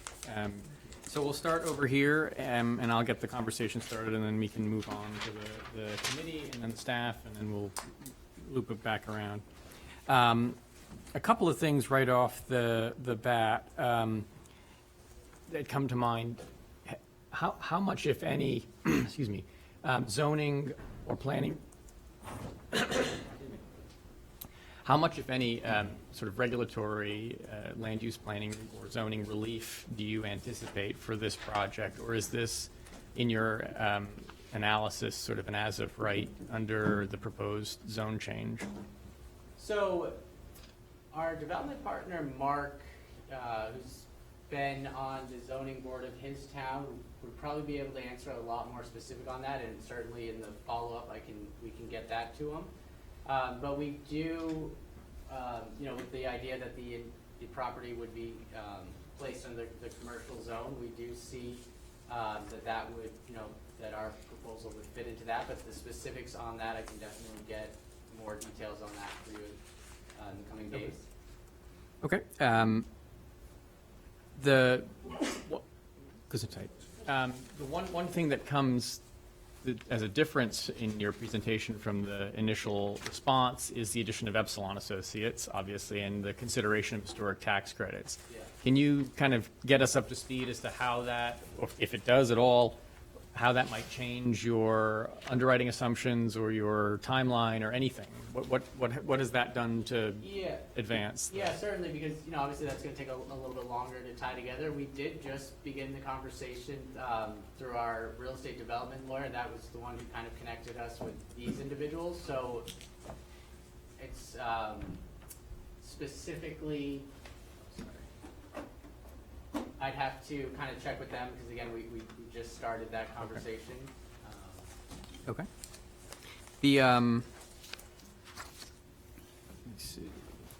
The other question related to that is what, and you may have to follow back, construction cost estimate for what is being done.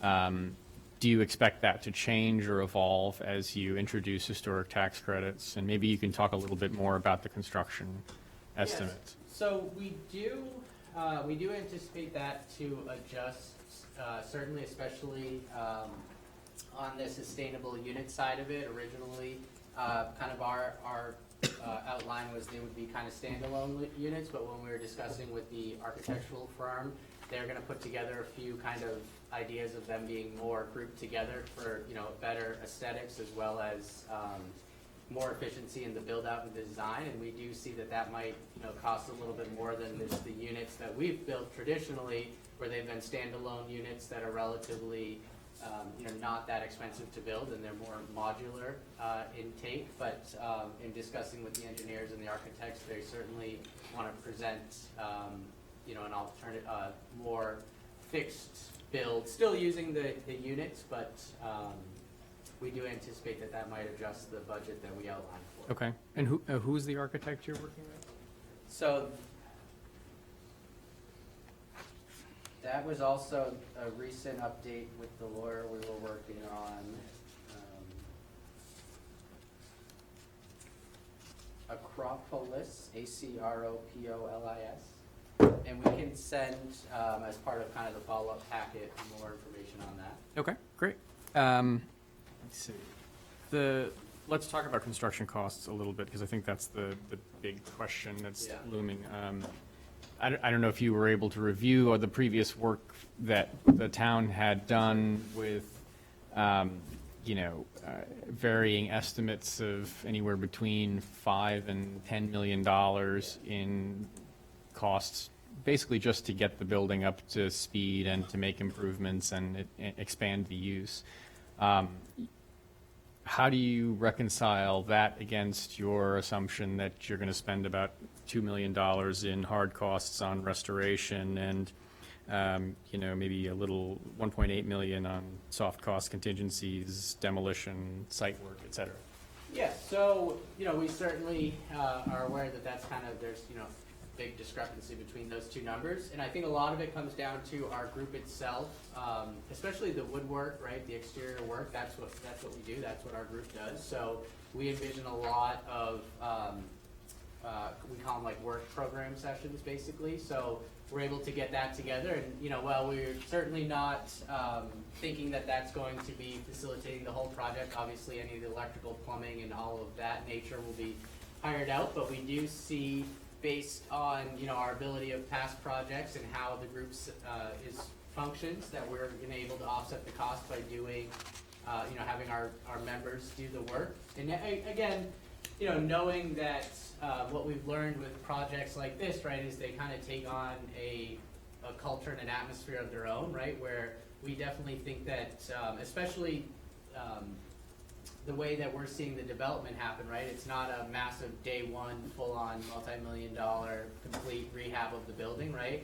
We would do it in stages, first and foremost. Obviously, any immediate structural or needs of the building that would be addressed immediately, but then we would begin the restoration and the development work on the exterior and interior, focusing foremost on the interior aspects of it, especially on the property itself, so that we can begin to start to kind of scope out what the collaborative workspace would be, and then progress the exterior of the building as you know, as we need to, with consideration for the various aspects. And also, that's when we see the benefit of using kind of our sustainable modular units, is that again, we already have 3 builds, and those are relatively a lot quicker to build, so that we can build them off-site and then bring them to the property, so that they would have more, you know, a quicker ability to kind of start generating revenue that would then help facilitate the rest of the development costs. And this may be an option for follow-up, but that sort of staged approach, or that phased approach, is that possible, or is that reconciled with the historic tax credit funding sources and program that you're exploring now, or is that a kind of separate path? Yeah, that's a good question. I'd have to look more into it, and again, kind of get the advice of the experts on that one. But we've certainly kind of articulated to them what our, you know, our goal and kind of our project timeline is. But that's something that obviously we'd have to make sure that we're in alignment with so that we can obtain any of those credits and not create a situation that wouldn't work. Two last questions, and then I'll turn it over. You just mentioned the timeline. What is your rough estimate on timeline? So we're looking at 18 months, the kind of the big picture aspect of it. We do see a scenario where we expect some of the units, the sustainable units, to be 6 months to get those up and running. And then depending on the demolition aspect of it, we see an aspect of utilizing the property in the backside with the sustainable units while generating revenue while the main development is still ongoing. Okay.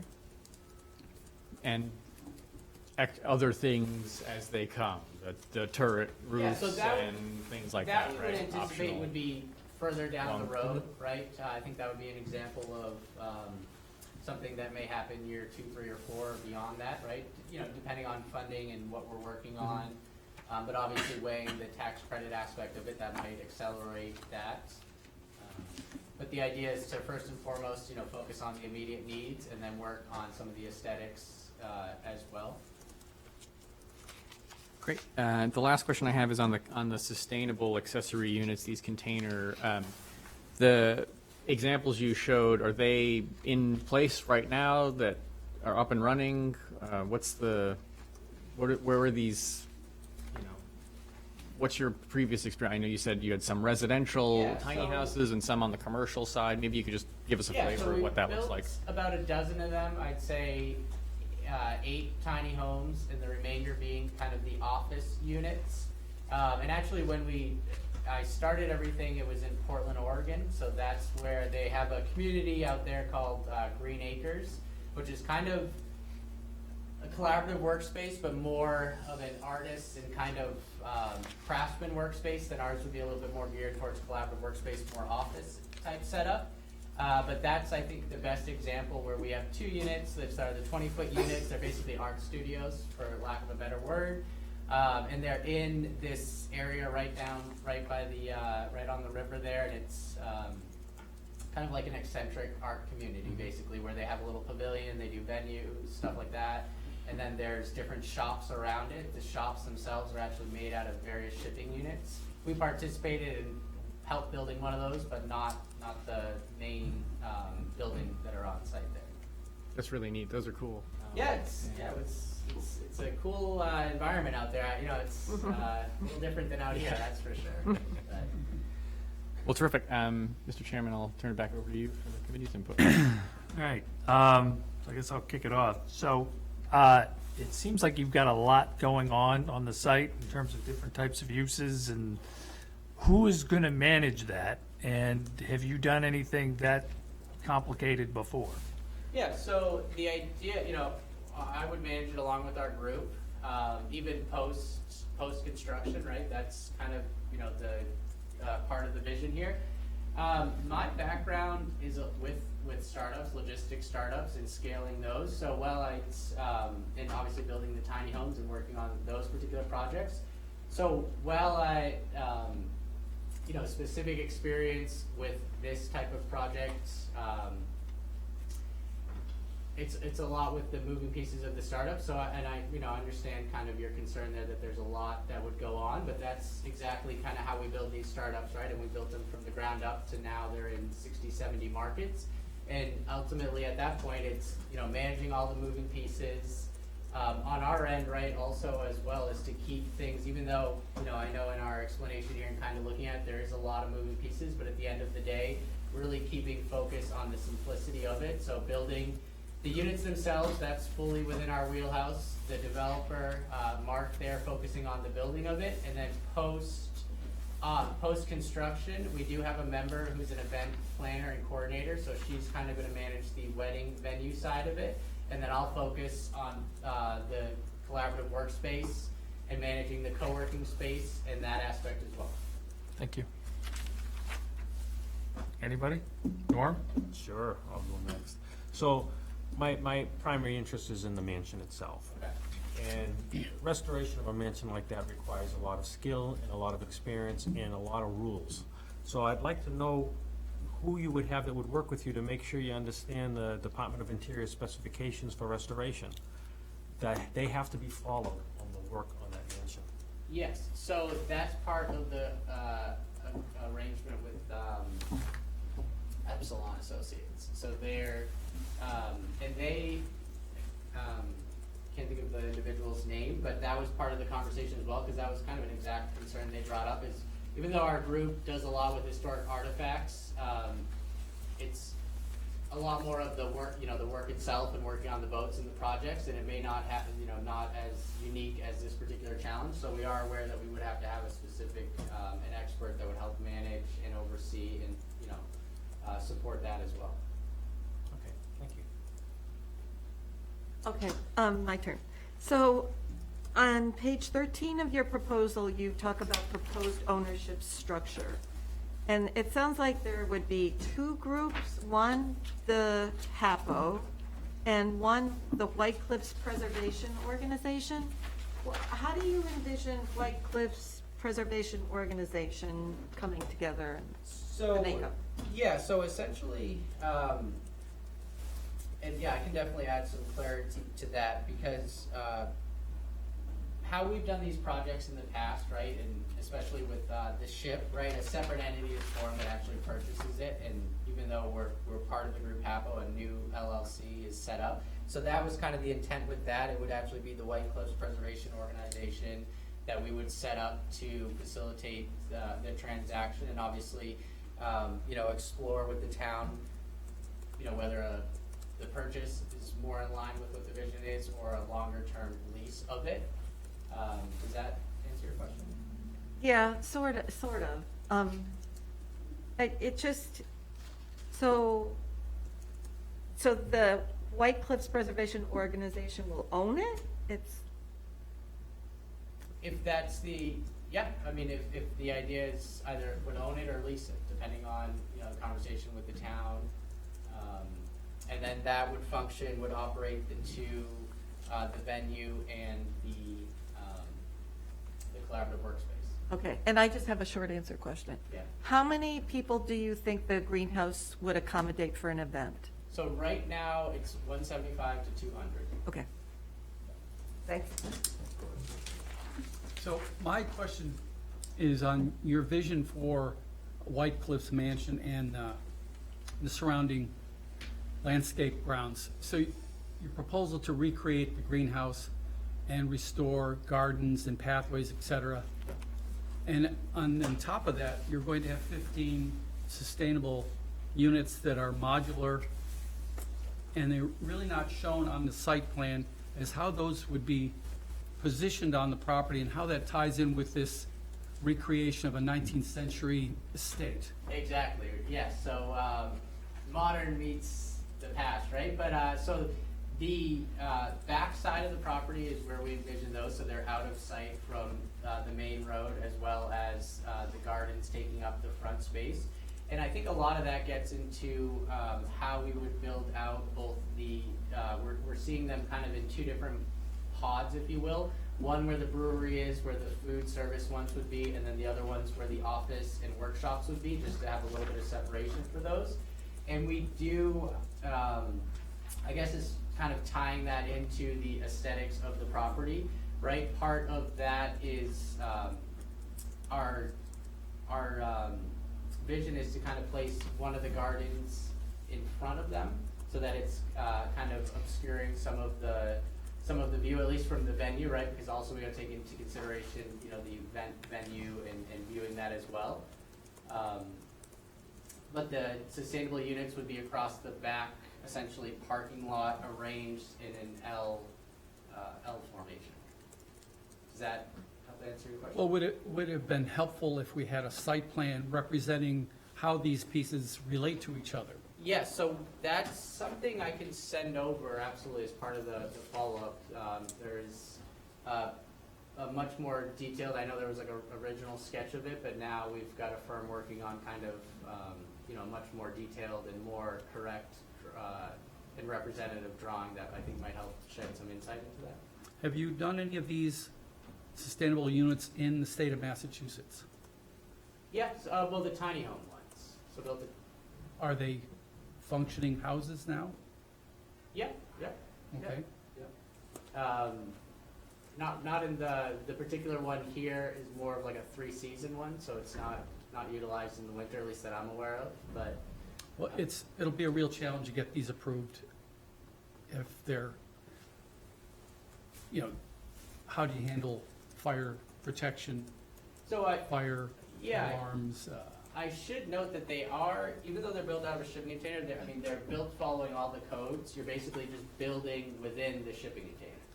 So it should, we build them to meet the codes itself.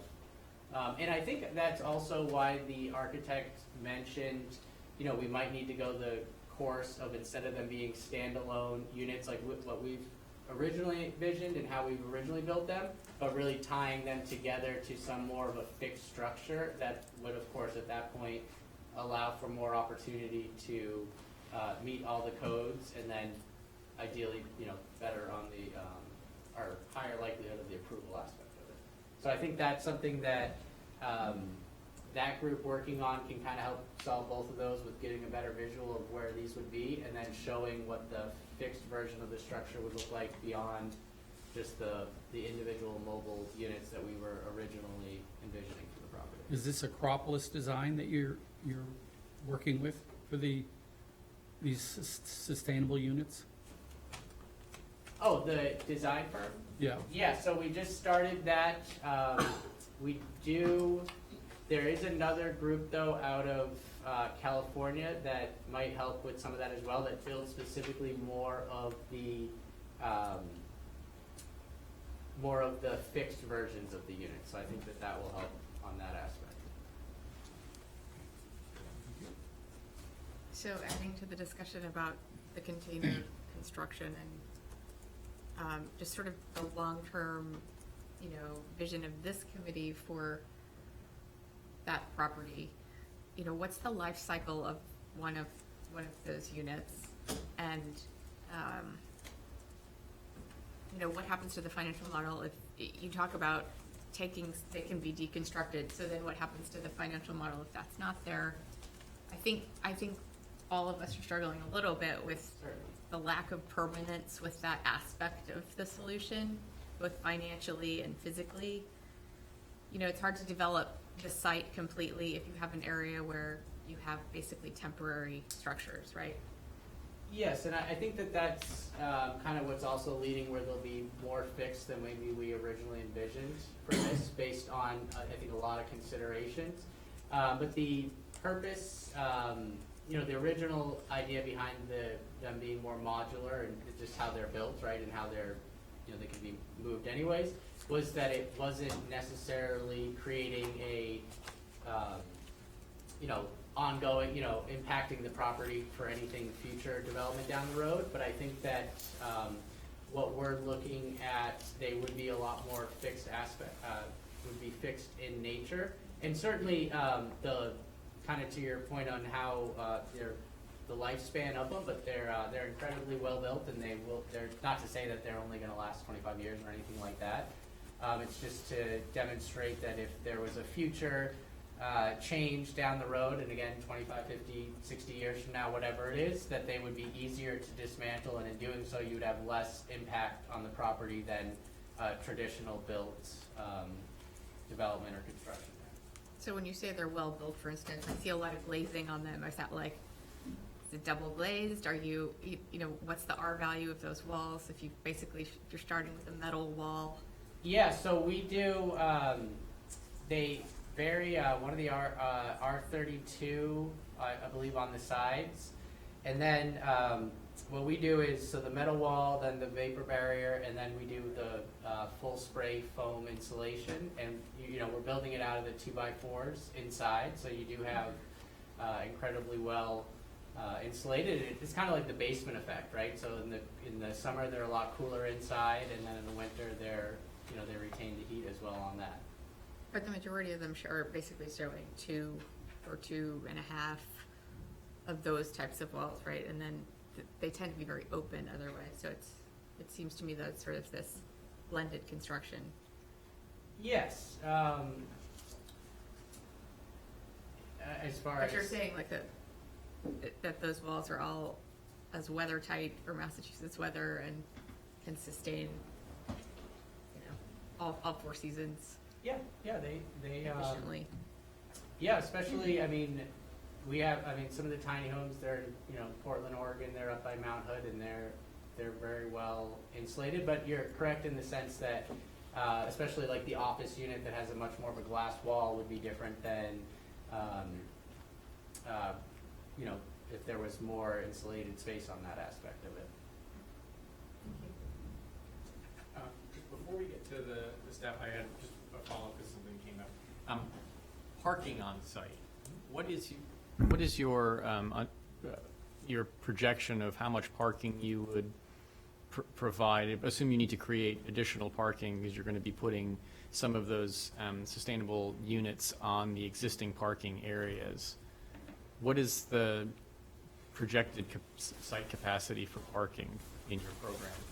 So, as far as the downtown parking, we envision using that lower lot and, not necessarily limiting or reserving specific space, right? And we anticipate, obviously, different events, right, might need it. But a key part of the venue is, for any of the larger events, we're really aiming to create partnerships with hotels down at the Apex to have parking off-site and have the shuttle in. Because ultimately, at the end of the day, we know that, the parking is one of the considerations there. So trying to get as much off-site parking for those larger venues is part of the strategy. Okay. I will turn it over to staff members for their questions. So in your source of funds, you identify approximately $1.5 million in donations. So can you speak to that? Have those donations been committed? And if not, what is your fundraising strategy? Yeah, so a lot of that donation kind of comes in two avenues, right? So the donation of the member time, which is kind of part of that in-kind service, it's to factor in an account for that. And we've already outlined kind of our volunteer list and kind of starting to map out what individuals are interested in, a rough time commitment on that end.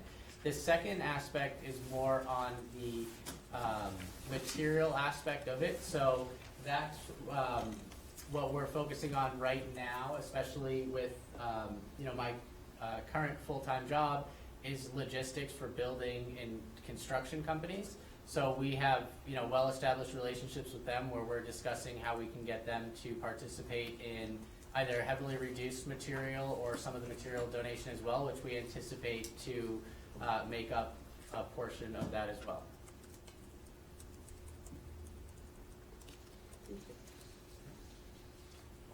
All set. Thank you. Mr. Chairman, do you want to the committee one more time? Yeah, I don't have anything further. Anybody else can jump in if they do. I did. Let's take a second.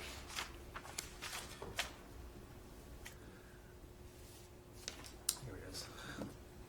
So, for the sustainable accessory units, is there plumbing, power, restrooms? How are those facilities gonna be brought into those units? 'Cause some of them are for food processing, they're gonna need certain things. Yes. If it's an artist, they're gonna need something else. If it's a kiln, they'll need heat, they'll need something for firing up ceramic. How is that all gonna be in those individual units? And especially the water and plumbing and electrical and restroom? Yeah, so the units themselves wouldn't have the restrooms, but obviously the food service one would be fully plumbed, and that one would be more of a fixed unit to the property. The other units would have electric hookup to it. We don't envision like the offices or the art studio units would have the water unit as well, or at least have access to it. And the units that we built in Oregon, it's like a kind of an RV setup type deal, right? Where they basically plug into both the plumbing and the electrical. Those particular ones, for the artist studio, there's not any plumbing in them. But for our units here, that could certainly be added to the particular art studio units. Thank you. Can I ask a question? Sure. Are you done? Yes, I am. So, the idea of collaborative workspace is very intriguing, especially post-COVID and how office space is in transition. But how would you kind of do a market analysis with this ever-changing need? So, what we've done, and actually the company that I work for, we office out of Work Bar, one of the kind of Boston-based collaborative workspaces. So we have been discussing with them kind of some of those aspects to get a sense of what the need is of the community. And in general, what our strategy is to work with them to kind of help get a little bit more foundation of compiling that particular business entity and also getting a better sense of the need. But that's why we really are focusing on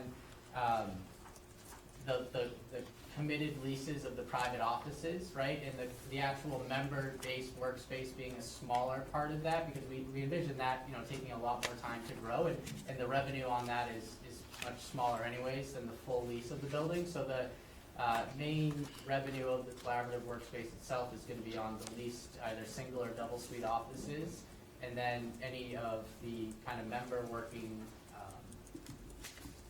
revenue we envision kind of slowly building on time over that. I see, okay. I have a follow-up question.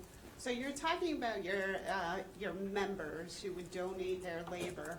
Are these like trained craftsmen? Yeah. Like, are they plumbers and electricians? And do they live locally? Yeah, so that is the unique thing about the group. It's very much people that are very hands-on, right?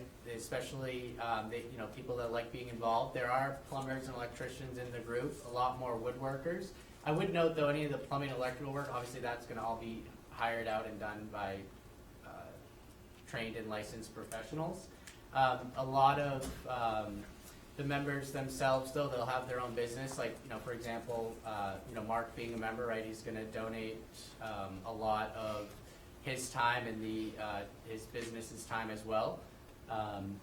But we very much hands-on individuals that will be working on the project, yes. And how many are we talking about? So Is about this a big 30. group? About 30, yeah. And it varies. We kind of call it the snowball effect, right? So obviously when a project like this starts, it's a very small thing and there's some interest, but then as the process gets bigger and the opportunity there and the reality of it becomes more real, then that's when we get a lot more involvement and we're able to do better funding or donation drives, and we're able to drive more kind of engagement with the group once there's more tangible like a project underway versus kind of just the conception of the project.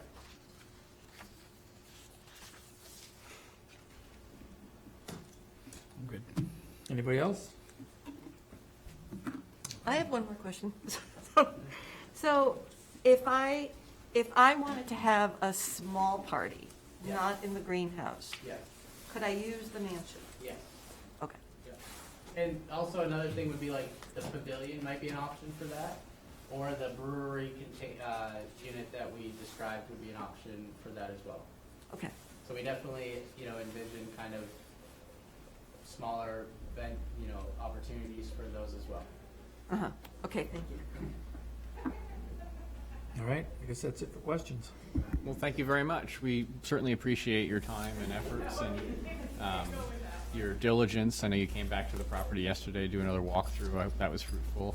And like I said, the process going forward, we're going to solicit any additional questions that we might have to follow up with you in writing over the next week. You'll have those by the end of the day tomorrow, and we'll give you about a week to get those back to us if there are any.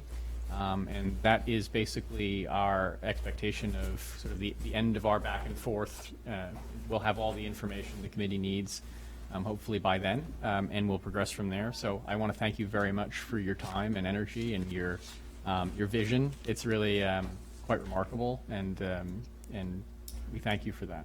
Thank you. We appreciate it as well. We know it's a different take and a lot more moving pieces, but I appreciate you guys giving us the time to kind of present that and at least put it on your radar. And we're happy to see where things go and how we can help support the town in any way.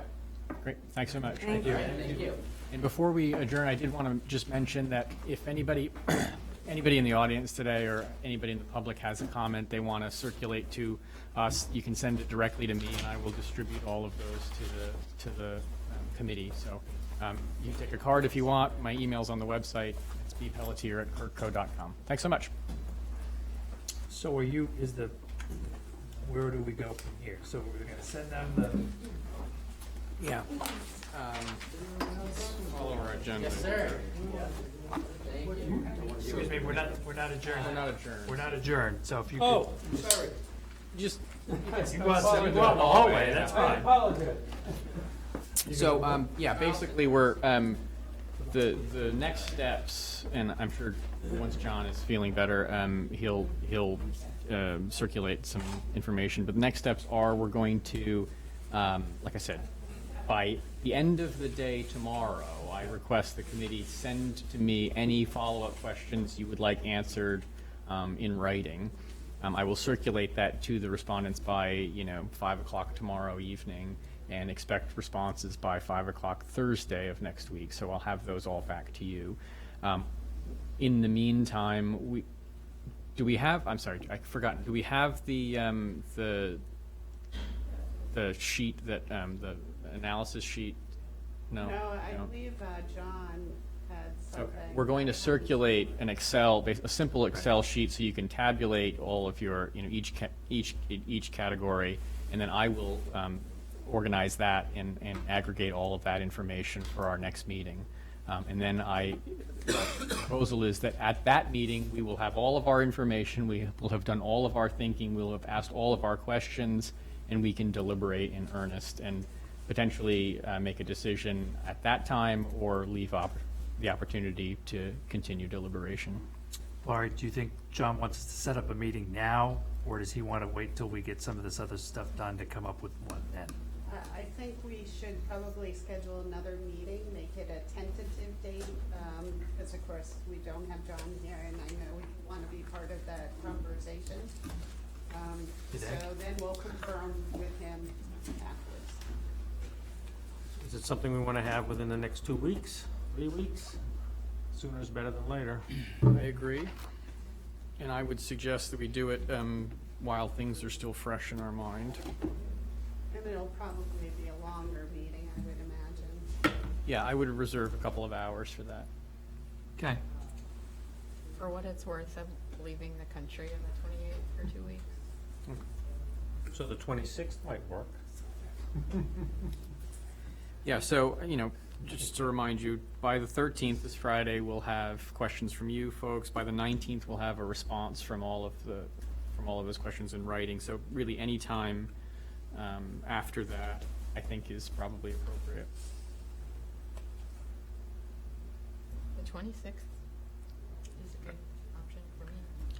It's fine for me. Why don't we propose the 26th and see if it fits John's calendar? Well, if it's going to be, if you say we're going to need an equivalent amount of time, now is as good a time as any. Mhm. Or 9 a.m. to whenever. Yeah, that's fine with me. We'll be fresh and recently caffeinated. Okay, so I just want to make sure I understand something. So there'll be an analysis sheet sent around, and individually we kind of work it out. We bring it to the next meeting, and that's when we actually do the nuts and bolts discussion about it, right? Is that? Yeah, you'll send, you'll send those to me. I'll tabulate all of the committees. I'll aggregate all of the committees. I don't like that idea. Okay, that's fine. Only because Todd will say something that might change my mind. And if I work independent, I don't feel I have the whole spectrum. That's fair. So I don't mind filling the form out at all, but I don't want my number to be put into a spreadsheet and everything be calculated out and spit out. I want to hear from everybody on the committee why they made a selection. that's fine.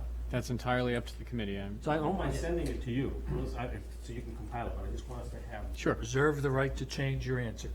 It's not the Yeah. SATs. That's all right, okay. That would be my only comment on that. That's a good point.